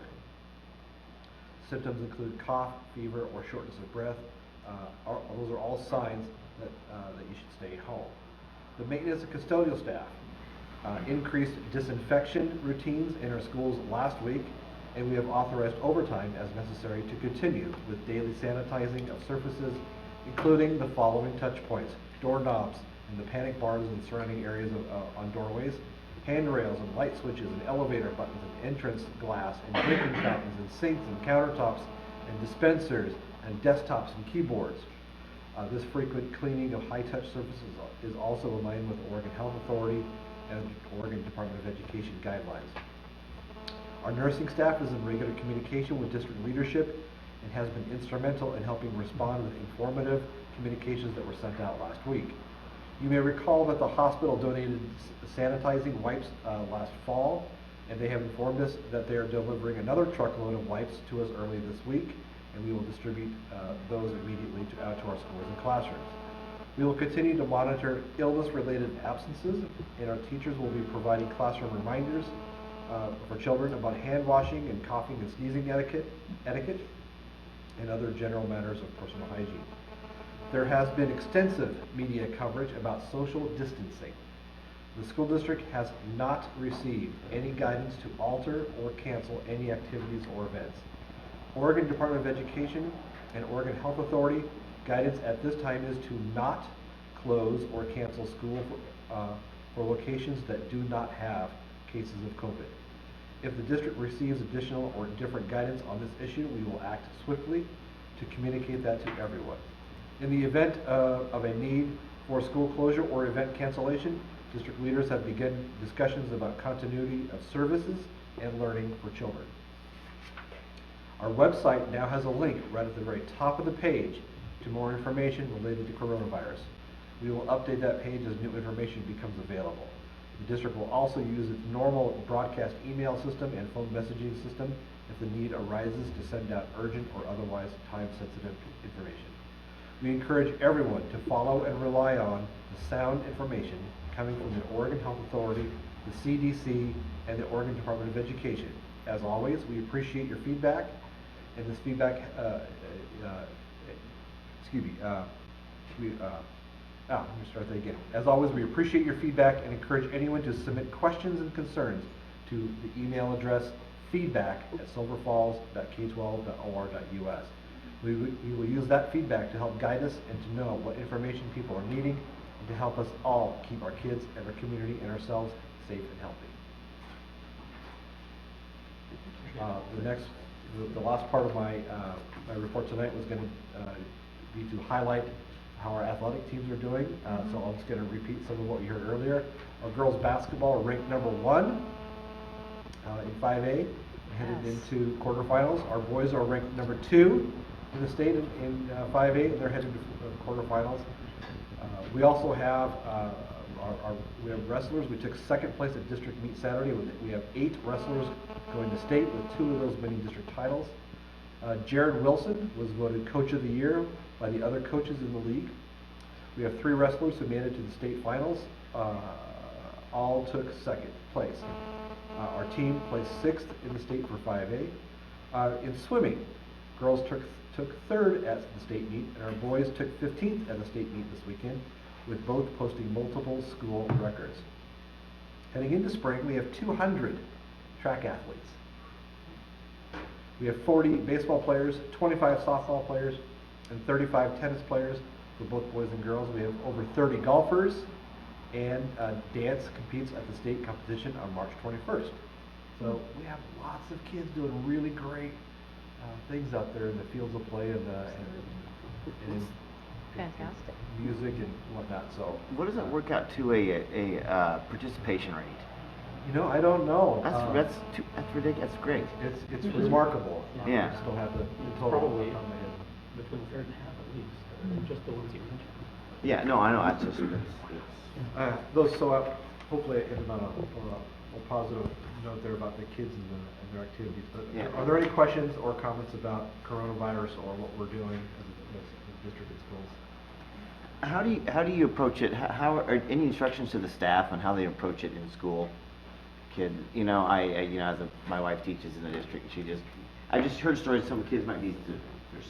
If a kid is exhibiting some questions, risky. I mean, how do we? Are we giving them any guidance so we don't fear? Because to me, as I observe the data and just look, it's like it's like another bad flu, and we don't. I believe. I mean. No, it's not. But I believe 18,000 people died in the last flu season in the U.S. And so I don't want to downplay this. This is still growing, but I don't want to. Yeah, I mean, make it into more than it is or not. There's still much unknown, and I'm just curious, how are we dealing with questions that kids might ask? In fact, there's a link, if you go to the link on our homepage and go down there's a link to a page that goes to the National School Psychologists Association, and they have some really good guidance for how to talk to children about these issues. And so, you know, we know that our staff are comfortable with talking about, you know, good hand washing techniques, and that's things that all of our staff can be sharing. But there's some other information that I'm going to point us to and rely on, you know, the information and guidance coming out of Oregon Health Authority on this very thing you're talking about, because it is an issue. Right. You know, and you know, just there's still lots of unknowns. But what I appear to read is that this affects our older population with compromised immune systems, which isn't our kids. And so, you know, as I discussed it with my wife, the best way to help your older relatives, your aunts, your grandmas, is to wash your hands. You know, you might get this, you're probably going to be okay, but you know, help out the older. This is the way you can help not spread this. You know, be helpful. Give them something proactive to do. That kind of thing. Don't go to Costco and clean out all the lima beans and the Clorox wipes. That kind of thing, which to me is those type of things. So. Anyway, that's my comment. Thank you, Paul. Thank you. Okay, we got a financial report coming up next. Thank you. First, I want to apologize for not getting this out by the end of last week. usually do that, but I apologize, I had some other demands on my time. So I produced, just because I think it's good to look at it in a different way, this month the old-fashioned look, general fund statement. Next month I'll come back with the newer look, as well as an all-fund statement as well. But what I wanted to really focus on are the fact that we did get our first 2020-21 state school fund update. It's required by law on March 1st, and they beat the deadline, so that came out on February 25th. So the next two sheets in your packet there, the first one is for next year, our first estimate, and the one behind it is our current estimate for this year, the one that came out on January 31st, which I think I included last month. So I just thought this is the first opportunity to take a look at that, what that 49%, 51% in the second year of the biennium distribution looks like. So I've highlighted a few numbers on there. They've actually changed the format of these statements. It looks a little bit more like a story problem now. So I'm still getting used to it myself. So you can see what our payment is based on, the extended ADMW, again, which stands for average daily membership weighted, which includes the additional weighting for kids. And of course, as a reminder, the charter school enrollment's included in here, and we pass through the money to them as part of our budget. And then the number highlighted in the box called total formula revenue, that's really what it comes down to. So the three highlighted numbers, extended ADMW, then the number highlighted on the bottom. So for 2020-21, $9,066 per ADMW. You multiply those two numbers and you come up with that $41,582,000 figure, and that is the total formula revenue. Now, of course, that amount up in the top left box are projected local revenues, which is made up predominantly of property taxes, would be subtracted from that total formula revenue, and then the net difference there, the $31 million, would be the amount that the state would be paying us directly from the state school fund. So, but you can see, if you look at the difference between the 2020-21 and the 19-20, you can see that there's a difference of a little over $1.5 million. So you can see the impact of a 49-51 split between the 2 years. So this just puts it on paper and really shows the impact for a district our size in that. So it's about what I expected. I was expecting between 1.5 and 1.6, but one thing that I realized was, you may recall that the high-cost disability grant, which is one of the many carve-outs, if you were to go to page 1 of this, takes the $9 billion and breaks it all down. Next year, it goes from a $35 million pool per year to a $55 million pool per year. So I think we get somewhere in the neighborhood of $500,000 to $600,000 in high-cost disability grant money into our general fund to help with our special education services. Now the pool will be larger again. I think we're getting about between 35 and 40 cents on the dollar, and these are for children that where they cost more than $30,000 per year. I believe we have 43 of those students in the district. So now that share might go up to about 60%, and it depends on the other 196 school districts in the state and what they're submitting. It's a pool. So we might get $800,000 to $900,000 in that category next year, which would make up for if we're a little shorter in the difference between the general state school fund money. That would be kind of where that would be made up, because that was a carve out of the initial pool of money. So anyway, it looks about to be what I expected, and it's the first estimate, but it gives us something official to go with in building our proposed budget. Right. So. And the last thing I wanted to point out, this kind of, the last page there, I had to tuck it aside for a while, but you may recall we passed a resolution, you passed a resolution in October to give us the authority to pursue refunding of our general obligation bond, because the interest rates were getting about to the point where we could maybe do that. So there's bad news and good news, I guess. So let's see, the market went down another 2,000 points today. But as a result of what's going on in the market activity, this 10-year Treasury bond rate is amazingly below 1%. It closed today at 0.569%, if you can believe that. The 50, so it's hit new 52. I've been watching it every day, and it's been hitting new 52-week lows just about every day for the last week and a half. Yeah. So I think it actually hit 0.38 at some point in time on Friday. But so the 52-week range is between 0.38 and 2.674. When we were when it kind of hit a low point in September, just to give reference, it was at 1.5. Yeah. And that was getting us into the range we needed, and then it bumped up a little bit and then just kind of stayed there. So we kind of put a hold on it, but I've been working again with the team at Piper Sandler, and they put together a new timetable based on the fact that the rates are good.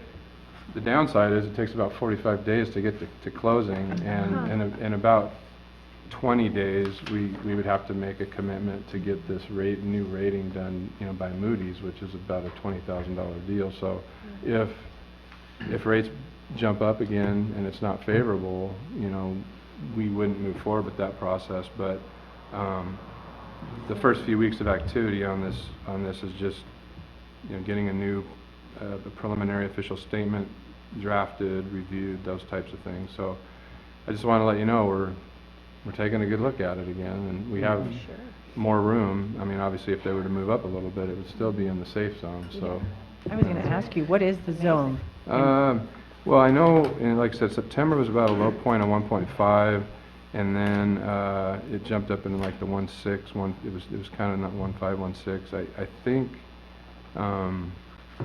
as long as we're in the like 1.2 to 1.4 range, I think we're still okay. I can get a more definitive answer from you. And So get it's that just out good to you, have a but, ballpark yeah. of like, Yeah. But It could go up a fair bit, and it'd still be good, is what you're saying. Right. Yeah, and these, I mean, it seems small, 0.38 to 2.674, but this particular that's a big, that's a big gap of movement. So it takes 45 days for you to start. It is. Well, the closing isn't on this timeline is not till May 6th. The closing. And is that when do you? And it takes that long to set the interest rate? Or? Well, there's just a number of procedures. That it is. I guess it is. It isn't like getting pre-qualified at your bank. Oh, where you can lock it in. Just lock it in today. You can't I wish. call today. I wish we could right now. I'd be like, please, let's lock it in. We can't. No. It's not. Yeah, exactly. So, well, thanks for the work on this. Yeah, I really appreciate it. Yeah. Any additional questions to our discussions items on the financial plan? Okay. We have Leslie Roach coming up for Robert Frost.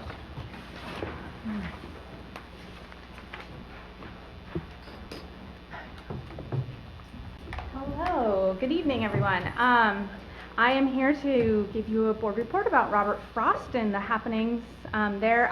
You will have a lovely slideshow that you can look at tomorrow morning. So we don't have a projector here this evening. So.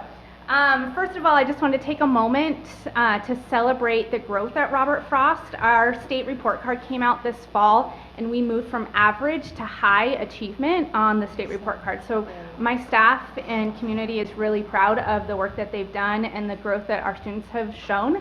I just wanted to celebrate that here with you this evening. Yeah. Very good.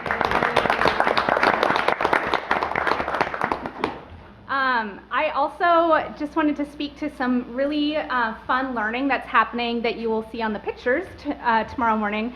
Our parent and student Title I-A surveys the last few years have really shown a growing interest in the STEAM movement, so science, technology, engineering, arts, math, all of that stuff. So we've been slowly growing that, and I've been a part of a learning community, and my teachers have been working on this, and we're thrilled that the SIA plan currently includes a STEAM TOSA to support us on this journey, because that's really the next step for a lot of my staff, is to think about how integration works when you're teaching math and art and science and engineering and all of these things together during the school day in order to make a culminating project. And you're going to see some great pictures of all of my fourth graders this year did a social studies unit, and as they were studying Native American peoples and cultures, they ended the project by building homes for the different peoples that they studied,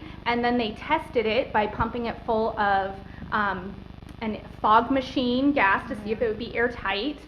They poured water on them to see if it'd be watertight, and then they put it on some sort of shaking device to see what it would do in an earthquake. So the fourth graders had a wonderful week-long culminating project, but it was all of the math and science and social studies that they had done for multiple units leading up to this project. So it's a great example of where we're hoping to go with our STEAM TOSA using the SIA plan. We also are continuing to offer general elementary music education. We have voice and instruments that we do for all students, and our students right now are learning ukuleles. We are going to do a spring showcase, and they're going to be doing both instruments, lots of drums and ukuleles and voice and everything in May. Each grade level will have a separate day and a showcase, and I'll make sure I send all of that to you, so you're welcome to attend. And so there's some really great pictures of the kids playing. We are also really excited that the SIA plan is including more counseling support for our students. We're interested in both social work, therapeutic work, and traditional school counselors. The academic rigor in our schools is greatly increasing, and as we think about what our students are having to do to learn every day, we know that we have students who aren't able to reach that, even at our elementary level, because they're in crisis. They desperately need support, the students and their families. They need shelter, they need mental health support, they need parenting support. How do I get my kid to school if they don't want to come to school? Food, clothing, all of those things, my 8, 9, and 10-year-olds face. A large portion of them face. And my teachers are on the front lines dealing with that. And so increasing counseling services at our school is going to be huge for a large percentage of our students. And so I just wanted to, we have some, I was going to speak about this, as you saw a slide of my mathematicians at work holding up whiteboards and a variety of things. So just a really, really important piece for mental health, social services, and therapeutic support. We actually have a full-time counselor and Trillium Family Services therapist on site 3 days a week, and we're still not meeting the needs. We refer to local counselors who are now all full, who are no longer taking our students as patients. They email me and say, stop referring. So it's a really growing need in our community with our young ones.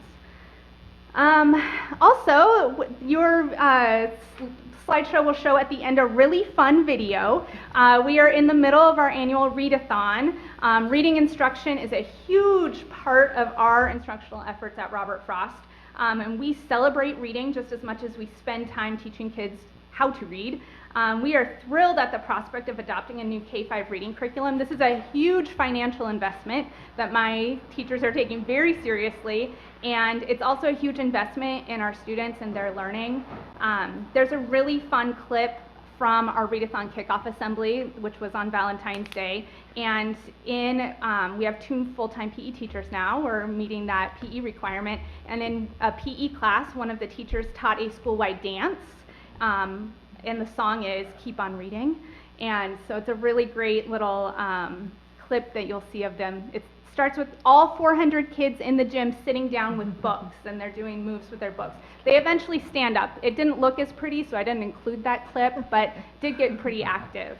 It was PE class after all. So we're really thankful that the SIA plan is going to include that reading curriculum adoption. It's going to be a huge impact on our students.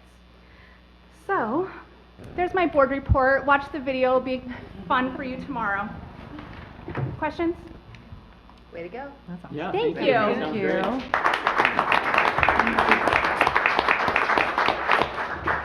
Jonathan, I did ask Leslie to please throw me under the bus because she did ask me for the projector, and I said, yes, I'll grab it, and I ran out without it, so, please watch it. Yep. We promise We we'll will. wa- we'll Yep. look at it. No worries. Okay, now we have board reports. Anybody have anything you want to share? I'll just say that I visited some schools with Fall. I went to Robert Frost and Community Roots in Victor Point and thoroughly enjoyed it. I'm always impressed with how they just have their own unique way of doing things, but they're all meeting students' needs, and they all look like very happy, vibrant, engaged places to be. So, Yes. like, sign me up for elementary school. That's Right. all I have to say. Right. I want to go back. So, yeah, it was really great. No, I appreciate excellent. the time that the principals take out of their day. We tend to ask a lot of questions and want to see a lot of nooks and crannies and, ooh, what's that over there? And what are those kids doing over there? So I always appreciate that they take the time they do. So, Very good. yeah. Has anybody shared about, 3 of us did mock interviews? Oh, yeah. Oh, yeah, that's right. Go ahead. So that was, that was Shelley, Janet, and I. Those are always fun. Oftentimes it's our first job interview, and it's, I don't know, it's just, we did that. It was, it's great to visit with the kids, interview them, and then it's always kind of fun to get to the end of it and then just chat them up a little bit and get conversational with them. So it's sometimes it's the first time they've had a real serious conversation with an adult, so who's with an adult who's evaluating them. So yeah, it's kind of fun to coach them through. That's the second year I've done that. It's fun. Yeah, this was my very first year doing that, and it was, just ultimately, I love working with kids.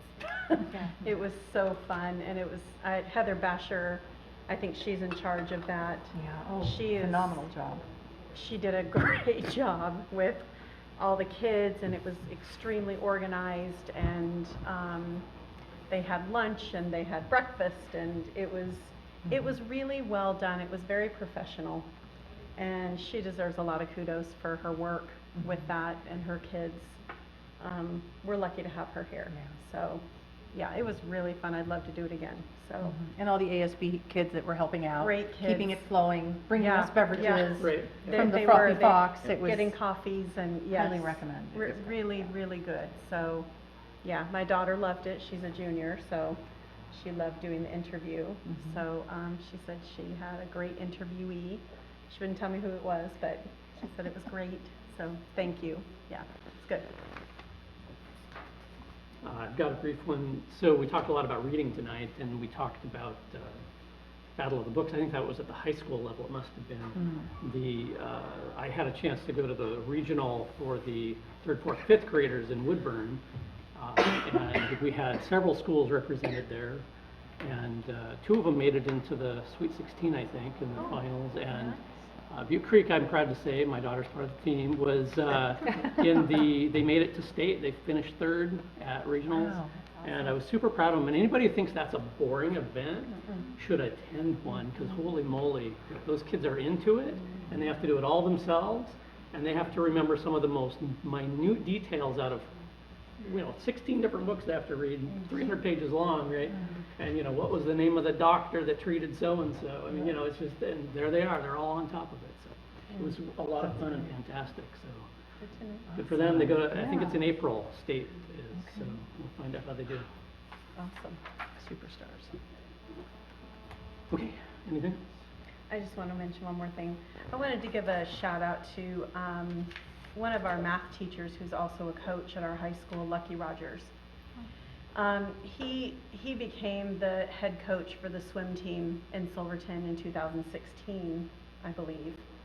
My son was a sophomore, my oldest son. And he has really brought this team and this community together for the swim team. They started out with like 20 swimmers, I think, or 25, and within the 4 years he's been a coach, it's gone up to 90 kids on that team.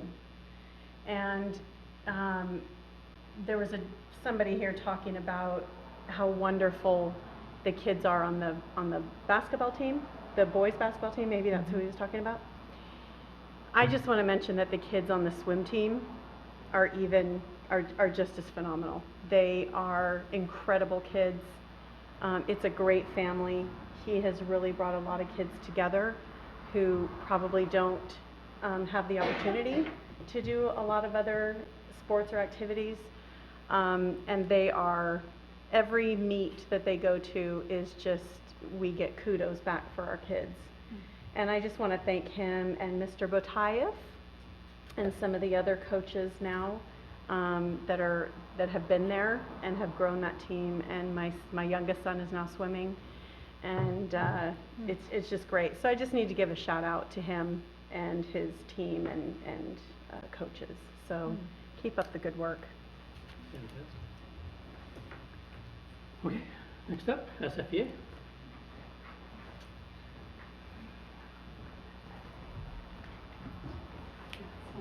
Oh, good. Thank you.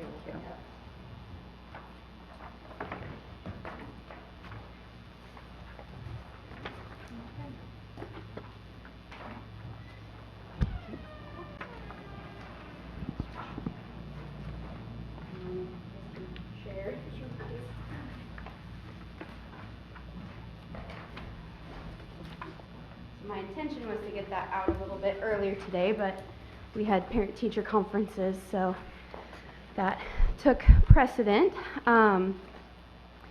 So I actually have a couple different things that I'd like to talk about tonight.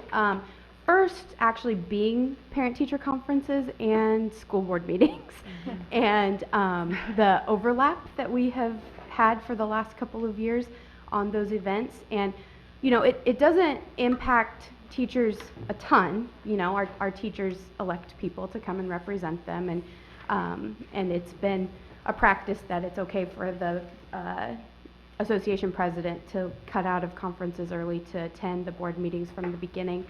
But when there are important things being discussed at the board, such as the SIA funds and things like that, we have teachers who are interested in coming, but feel like if they can't be there at the beginning, then, you know, they want to be able to hear everything, and cutting out of conferences is not a great idea. You know, and even for me, it also impacts, you know, how many parents I can meet with, which tonight thankfully wasn't an issue, but could have been. And so my consideration or my request for you guys would be, our calendar is set for next year as far as our conference days go. My question is, if you guys could look at your board schedule and see if those days that overlap, you could maybe consider rescheduling your meeting for a different day. I know your November meeting usually conflicts with Veterans Day, and so that usually gets altered or pushed, and this year it got pushed to our November conference day, and so so that's just a consideration that I would ask if you guys could look into. That would be great. So the data that I just gave you is a survey that we put out on Friday, so it was kind of a quick turnaround. But last year, when I started as association president, I sent out a survey to our membership about educator voice in decision-making, in the decision-making processes of our district. And just to get a feel for, you know, how do people feel that they're being represented? Do they feel that their voice makes a difference in decision-making processes? And because I'd been hearing that from a lot of people, that they were concerned about different levels of decision-making in our district, and whether or not teachers were actually being consulted, and did they feel like they personally had a voice in those decisions. And so I hadn't done a follow-up to that survey yet, and so that was last October that I did that, so October 2018 of last year's school year.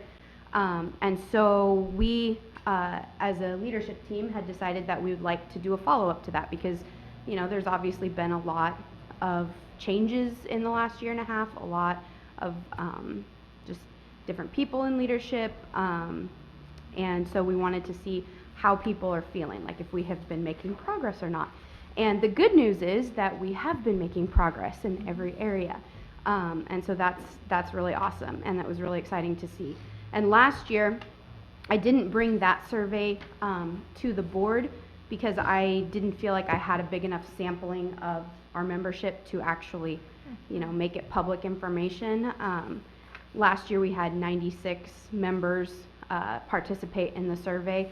I did talk about the results with Superintendent Belando and Assistant Superintendent Stevens.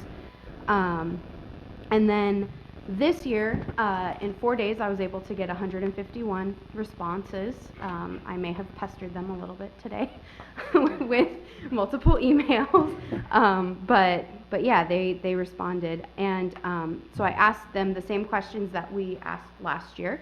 The first one being, I made statements, and then their responses were strongly agree, agree, disagree, or strongly disagree. And so the first one was, my voice is heard and considered in decisions made in my school or schools, depending on the person. As of last year, that percentage was 65% of our teachers saying that they felt like their voice was heard in their own building. And this year, that number's up to 77% with a larger sample size. So I feel like that's really great progress, and would like to give credit to our building principals for reaching out and considering the voices of their educators in their buildings. So we feel like that's a strong place to be, still with room for improvement. The second question the second statement was, my voice is heard and considered in decisions made by the district office. Last year's number, only 20% of our educators who had answered the survey felt like their voice was heard at the district level. This year, that number has also increased to 40%, so progress in the right direction. The school board was an interesting one. Last year, the school board number was the same. It was 20% of our educators felt that their voices was heard in decisions made by the school board. And you guys actually had the most growth, so well done. And so that number now is 48%. Great. And then the last one that we had asked last year was, my voice is heard and considered in decisions made by SFEA. We want to hold ourselves accountable to our membership voice as well. And so last year that number was 85%. This year that number is 96%. So that was encouraging to see. I do want to make it very clear that in these numbers, I would expect that the further away we get from each individual educator in their own building, I would expect those numbers to be smaller. So the fact that, half of our membership feels like you guys hear them and represent their voice, that's not unexpected, because you guys hear from me and you hear from me monthly, and we really appreciate that. And 96% of the people who took this survey over the last 4 days said that they feel like SFEA represents them. And so the fact that you hear from us monthly is a very important step, and we really appreciate you guys having made that change in the last half of a year or so. So thank you for that. So do you guys have any questions about those 4 topics before I move into the next part? Well, the 151 responses of SFEA members, correct? Yes. Okay. And how many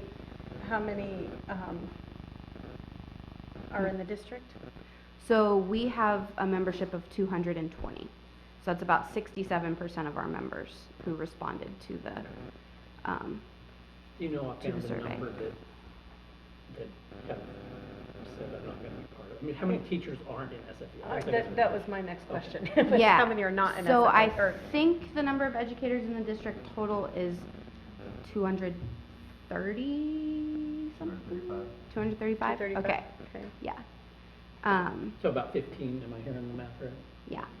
Okay. Yep. any other questions about those? Okay, so because because the topic of the Student Success Act and the SIA has been coming up, and SFEA leadership did ask some questions of Mrs. Hannon and Mr. Peterson, I wanted to make sure, I just kind of wanted to check the understanding of my members to see if, okay, maybe they really do have a good solid understanding of what's going on, of what the district's plan is, and also just check myself and say, okay, how much have I actually been communicating to our membership about what this process looks like? And I'll be the first to admit that for me, bargaining was kind of a big topic, and that was kind of the first item on my plate for the last several months. So it really wasn't until bargaining was over that we were kind of getting more in depth on the topic of the Student Success Act and the SIA plan. But that said, I wanted to know how my members felt that they, like what their understanding was of that plan and what their understanding was of the input that they had given. And so we added a couple of questions to this survey. One being the one that is in front of you on this handout, which is in the same format of those other statements. My voice has been heard and considered in the decisions made regarding the use of the Student Success Act funds. And 43% of that group agreed that their voice had been heard, and 57% did not agree that their voices had been heard. And we have to take into context, you know, the areas of, you know, the earmarked areas for the Student Success Act. Obviously, not all of our members are involved in mental health, not involved in counseling, not involved in, I can't remember what the other buckets are right now. Yeah, equity. So I know that we have an equity team in the district, and the high school has its own equity team. So we know that those areas have been covered. And Mr. Peterson and Mrs. Hannon were able to share that information with us. And so obviously those areas have been covered, and so we appreciate that. But my biggest concern came with some of the feedback that I got from this survey. So I also had 2 areas where people could type their own responses. And one of those areas I asked the question of how have you knowingly given input in regard to the usage of the Student Success Act funds. And there were 20 people that were explicitly involved. So they talked about like being on a forum for the counseling, for the counselors, being on a forum or having specific conversations with the SPED director about their positions and things like that, things that had specifically to do with some of those buckets. And then there were 26 others who had talked about other involvement that they'd had that wasn't specific to one of those, like one of those committees that had been put in place. Some of that was having conversations with their building principals. It was conversations that took place during staff meetings, so things like that. So people could identify other ways that their voice had been heard in that. 25 of those people mentioned the PLC survey that was sent out a couple of weeks ago. And then 18 of those people mentioned the Youth Truth survey that was just taken. My concern was that 55 of those people out of that 151 were unaware of having given any input. And so what really stood out to me after this process is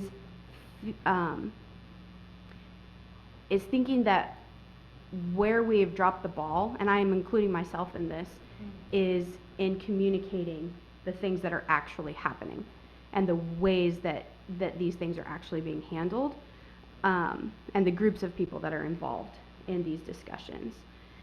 And for us, the other area that we're struggling with is that when conversations are taking place, like when you're taking the data that's collected and those conversations are taking place, we would really like for our teachers to have a voice in that, like to actually be seated at the table, to hear the conversations that take place around that raw data, to be able to work with the administrative team to brainstorm the process and how things are actually going to be implemented. And when I talk about that, I'm not talking about me. I don't need to be involved in the process. In fact, I would love to hand that off to other people. But we had a lot of teachers who put in effort to sway the legislature to give us these funds. I counted over 20 of us who actually marched at the Capitol on President's Day last year, and over 100 of our teachers participated in the May 8th Wear Red, Walk In, Walk Out. We chose to stay in our classrooms because we thought that's what was best for our students, and but we demonstrated in other ways.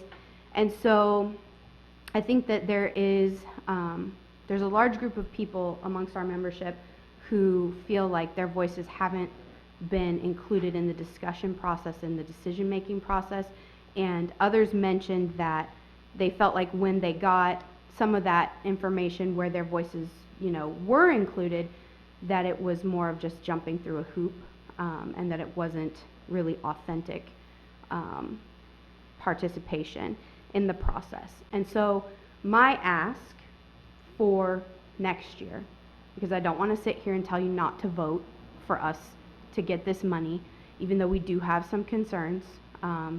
We echo what has been said about music.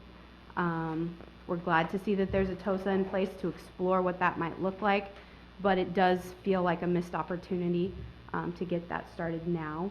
So again, I'm not going to sit here and ask you not to vote on that, because I think that all of the things that are included are worthy things to be considered and worthy efforts. But, we would just like to have either more input in the process or at least more communication to the masses about what's actually going on. So, I thought one of our members said it well in the information that they provided. Transparency is key when it comes to rebuilding trust and knowing that our voices are being heard and represented. And so I do want to thank you for the efforts that you put in, but I also want to ask that as we go further in this process, that the voices of stakeholders are considered, or at least communicated more thoroughly. So, Appreciate that. yeah. Do you feel that they just were not aware of what opportunities there were to share? I think some, yes. I think a lot of them probably were not aware that the strategic visioning plan was being used in this capacity. And again, a lot of, I talked with my membership about the Student Success Act. We talked about it significantly during the bargaining process.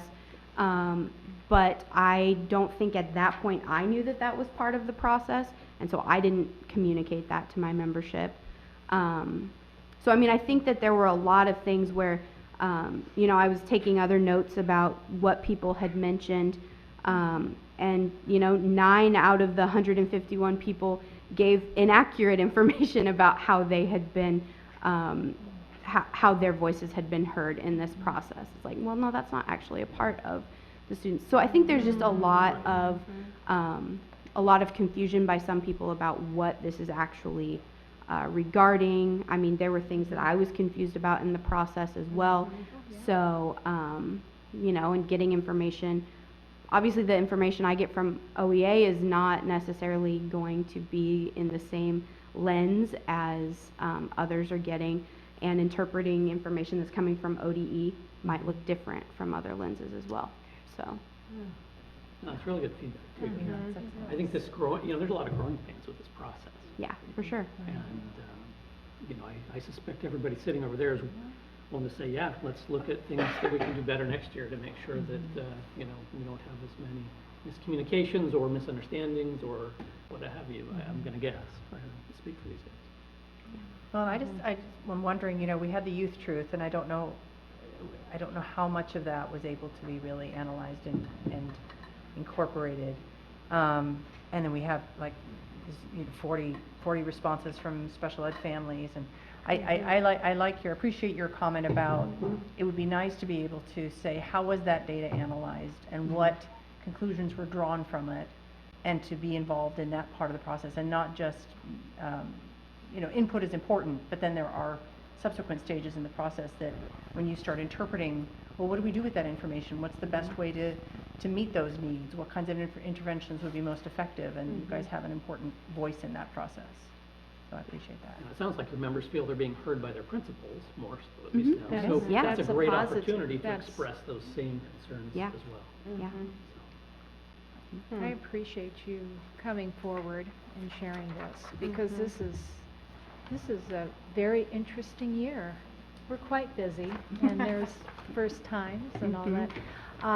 But I think what you're sharing is good, because I've certainly have been confused, or I've had several questions about things myself. And it's easy to think, well, I agreed to this, why didn't it impact that? And someone lays it out on paper and you think, wow, how could I have thought that was in another lane than it wasn't? So it does happen. It is a very curious map indeed. So. Thank you. Thanks for coming. Thank you. Okay, next up we have our second public comment period, which is limited to discussion and action items. So if anybody has something they'd like to say.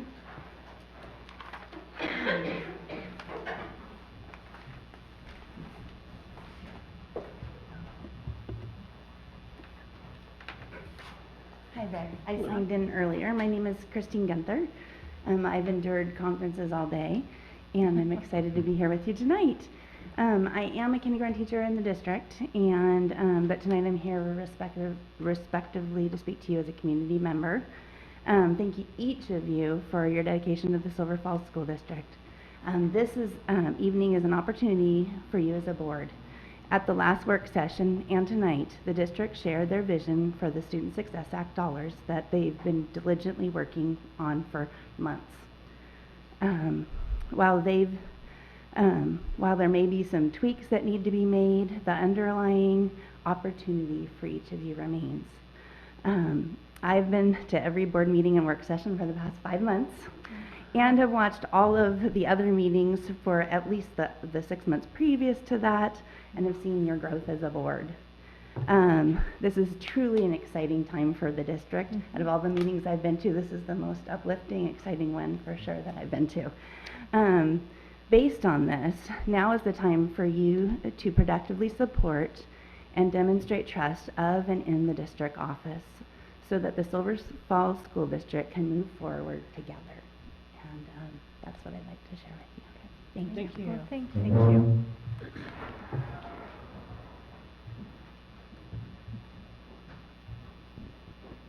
Okay, any further? Nope. Okay. We are going to move into action items. We do have several. 4 of them are related to the charter school renewal process. We talked about it a little bit before. The first up is the Bethany Charter School renewal.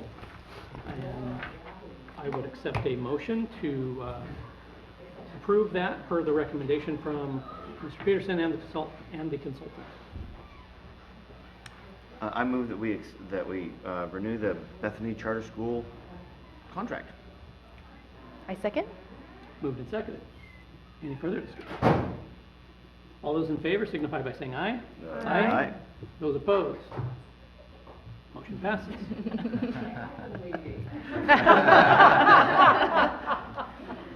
Next up, we have the Bethany Charter School successor contract, which is the process by which we will basically direct our superintendent to proceed with contract negotiations. If you have any specific input, this is the time that we would need to make that as part of this resolution.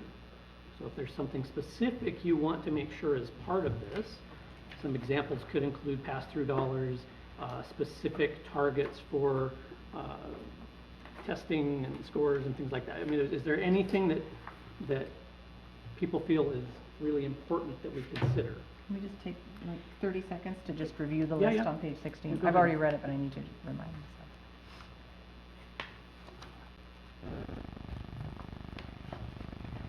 Make sure I have those in case.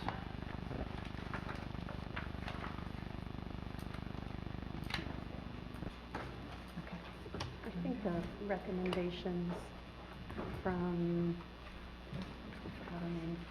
Miles? From who? Miles? Is, Was it Miles? Miles? I think that was, Yeah. huh? Mhm. Christine Kristen Miles, Miles. thank you. I think her recommendations that she gave at the work session. I think those are pretty tentative, though. I think she's going to come back with more, I think she if I'm is. remembering I think so, correctly. too. Yeah. So this is our opportunity to provide a little extra something from the board. There's gonna be discussions of any which way, Okay. right? Okay. Yeah, so we'll have another Yeah, 'cause- opportunity if there's, Oh, okay, so I we think, can, okay, thank you. Yeah, if we have to make the decision right now, but we're having more information come, I'm like, well, wait a minute, how can we do that? But that's true, so we'll have more discussion about it. Really? I thought we were empowering the superintendent to do the charter negotiations. I believe that we Really, the are. most important thing that you're doing right now is just saying, Mr. Peterson, please go to work on Oh. starting that process. Okay. If you had some things that were really pressing, in mind, now would be a good time, but it doesn't sound like there is anything. I mean, we've had really pretty good relationship with Right. with our Oh, charter no. schools Yeah. and really pretty good academic results. There was some area of math in one of the schools that I know that might be something to talk about, but for the most part, really what we need is just permission to, direction for me to go to work on. Oh, contracts. okay, well, that's, That's most important. Yeah, right, and I appreciate that. yeah. That makes me feel better. So Okay. I don't Any other have direct. I'll accept a motion to direct the superintendent. I make the mo. Go ahead, I Lori. move, Go ahead, Lori. I Oh, it's move, my I turn? move to empower the superintendent to begin the successor contract with Bethany Charter. Moved I'll second. and seconded. All those in favor, signify by saying aye. Aye. Opposed? Motion passes. Okay, Community Roots Charter School Renewal. So moved. It's been moved. Any seconds? I'll second. And seconded. Any discussion? All those in favor signify by saying aye. Aye. Aye. Opposed? Motion passes. And D, which is a carbon copy of B essentially, but for Community Roots. yeah, and I think the only thing Paul referenced it was just helping determine maybe some better ways to assess math, or, that was really the only thing we talked about. I think that was the one. Yeah. I recall that. And that was discussed, I believe, and Yeah. shared, so, yes. Okay. Somebody else want to make a motion on that one? I move that we direct the superintendent to negotiate a successor contract with Community Roots School. I'll So second that. And seconded. All those in favor signify by saying Aye. Aye. Opposed? Motion passes. Okay. Student investment account. So we've heard a lot of conversation tonight. This is our opportunity to approve the plan in its current state, and knowing full well that in order for them to move forward with much of anything further, we need to approve this. So there's a number of things that are going on that they will need to wait on until this approval occurs. So with that said, I intend, for example, to move forward with a yes vote. Any other discussion before we move? I have a couple things I'd like to mention.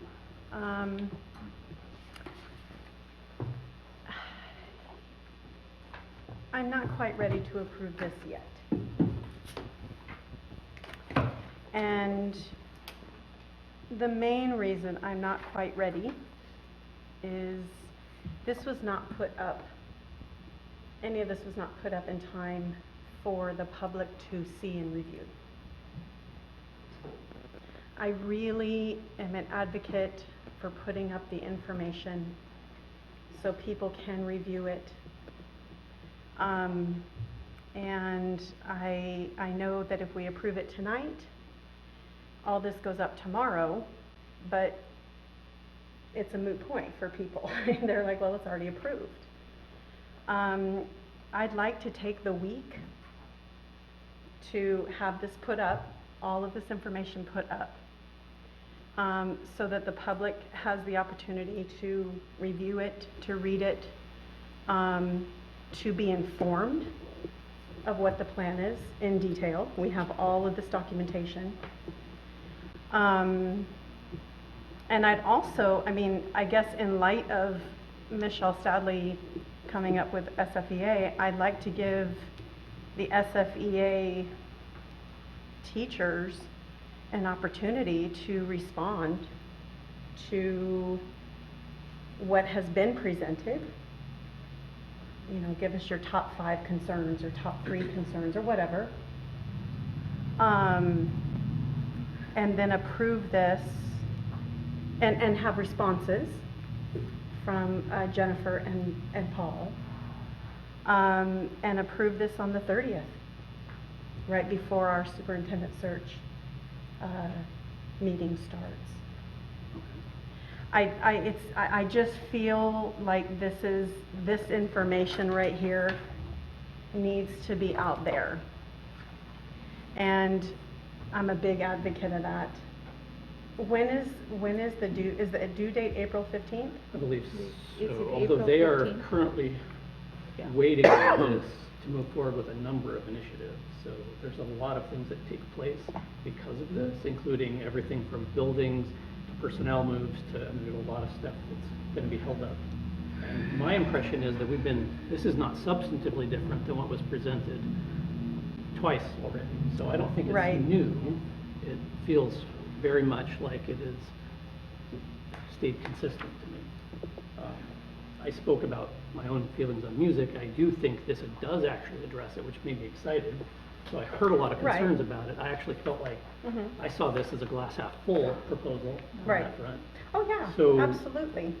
I Anyway, think, I think that's I'm my just- response. I Yeah. don't want to belabor it.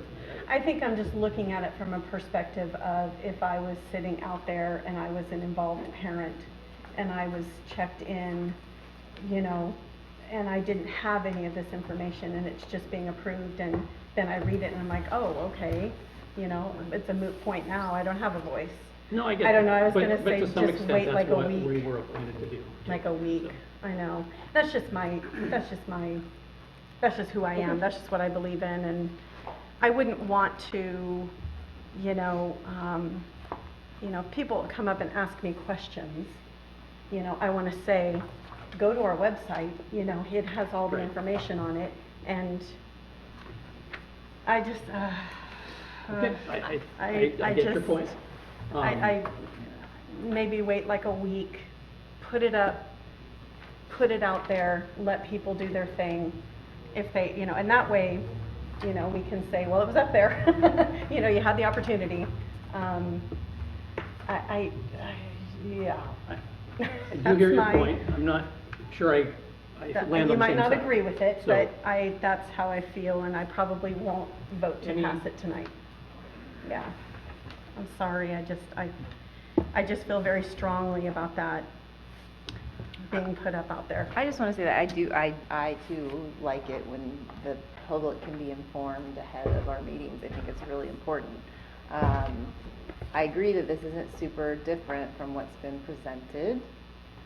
My concern is that you see lots of districts getting their boards to approve their plans, and they're going to be one step ahead when it comes to hiring all those mental health professionals that are in short demand. And so that is my biggest concern, is that we need to be able to hire, we need to be able to get in that hunt to hire those excellent mental health professionals so that we can serve the students the best way we can. So I would urge us to vote tonight to approve.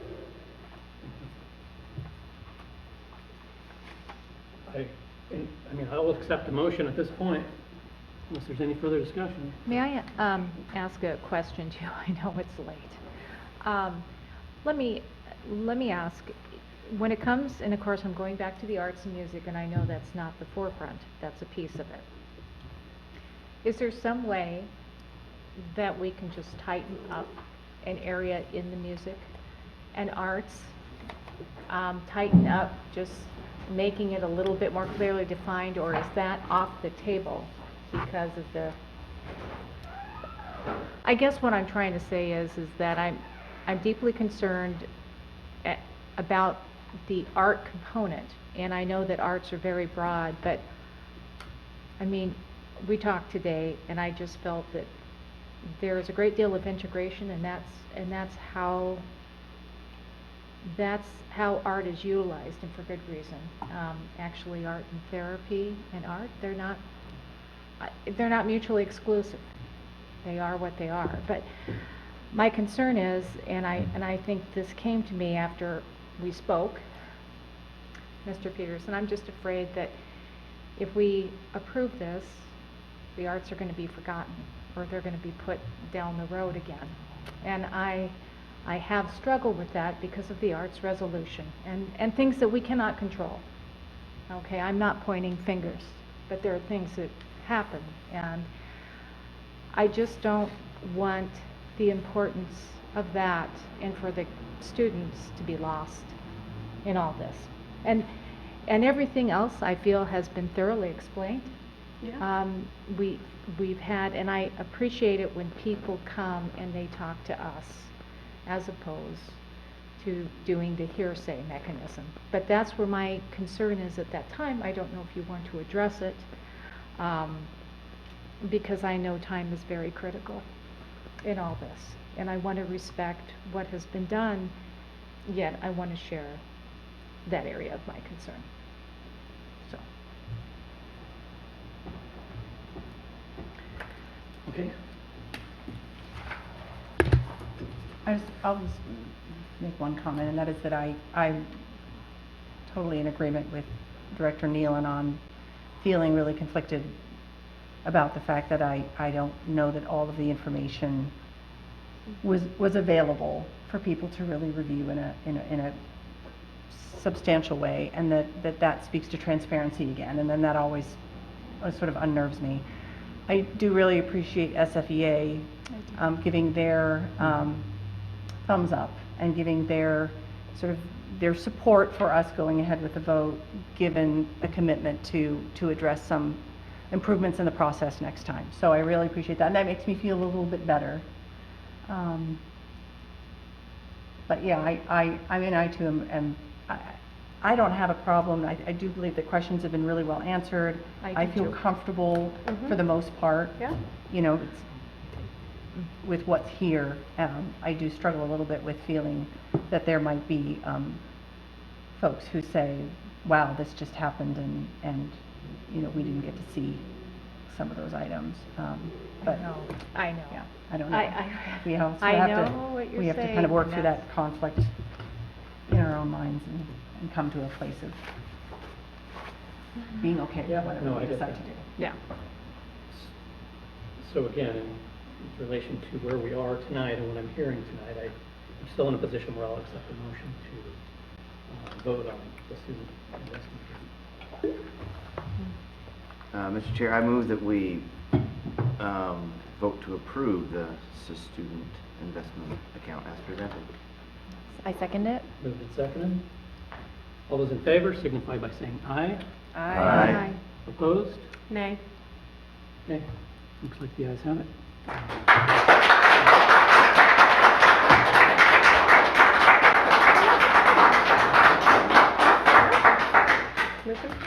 Okay. We are going to move on to the Facilities Planning Services, which is a request for qualifications, as I understand. Yeah, really, what I'd like to recommend the board do is just to authorize the hiring of BLRB. And then Mr.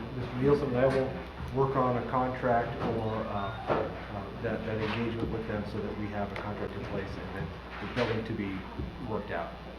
So I'll make the motion. Let's go, let's roll. I'd like to make the motion that we approve BRLB and allow, and, what, excuse me? BLRB. BLRB. BLRB. Okay. Oh, boy. And that we direct our superintendent to take the next steps in engaging and creating a contract to work with our district. I'll second that. Moved and All right. seconded. Any further discussion? All those in favor signify by saying aye. Aye. Opposed? Motion passes. And with that, we are adjourning to executive session under ORS 1926602D and ORS 1926602H. All right, we will return to regular open session. Without any objection, we will adjourn. Adjourned.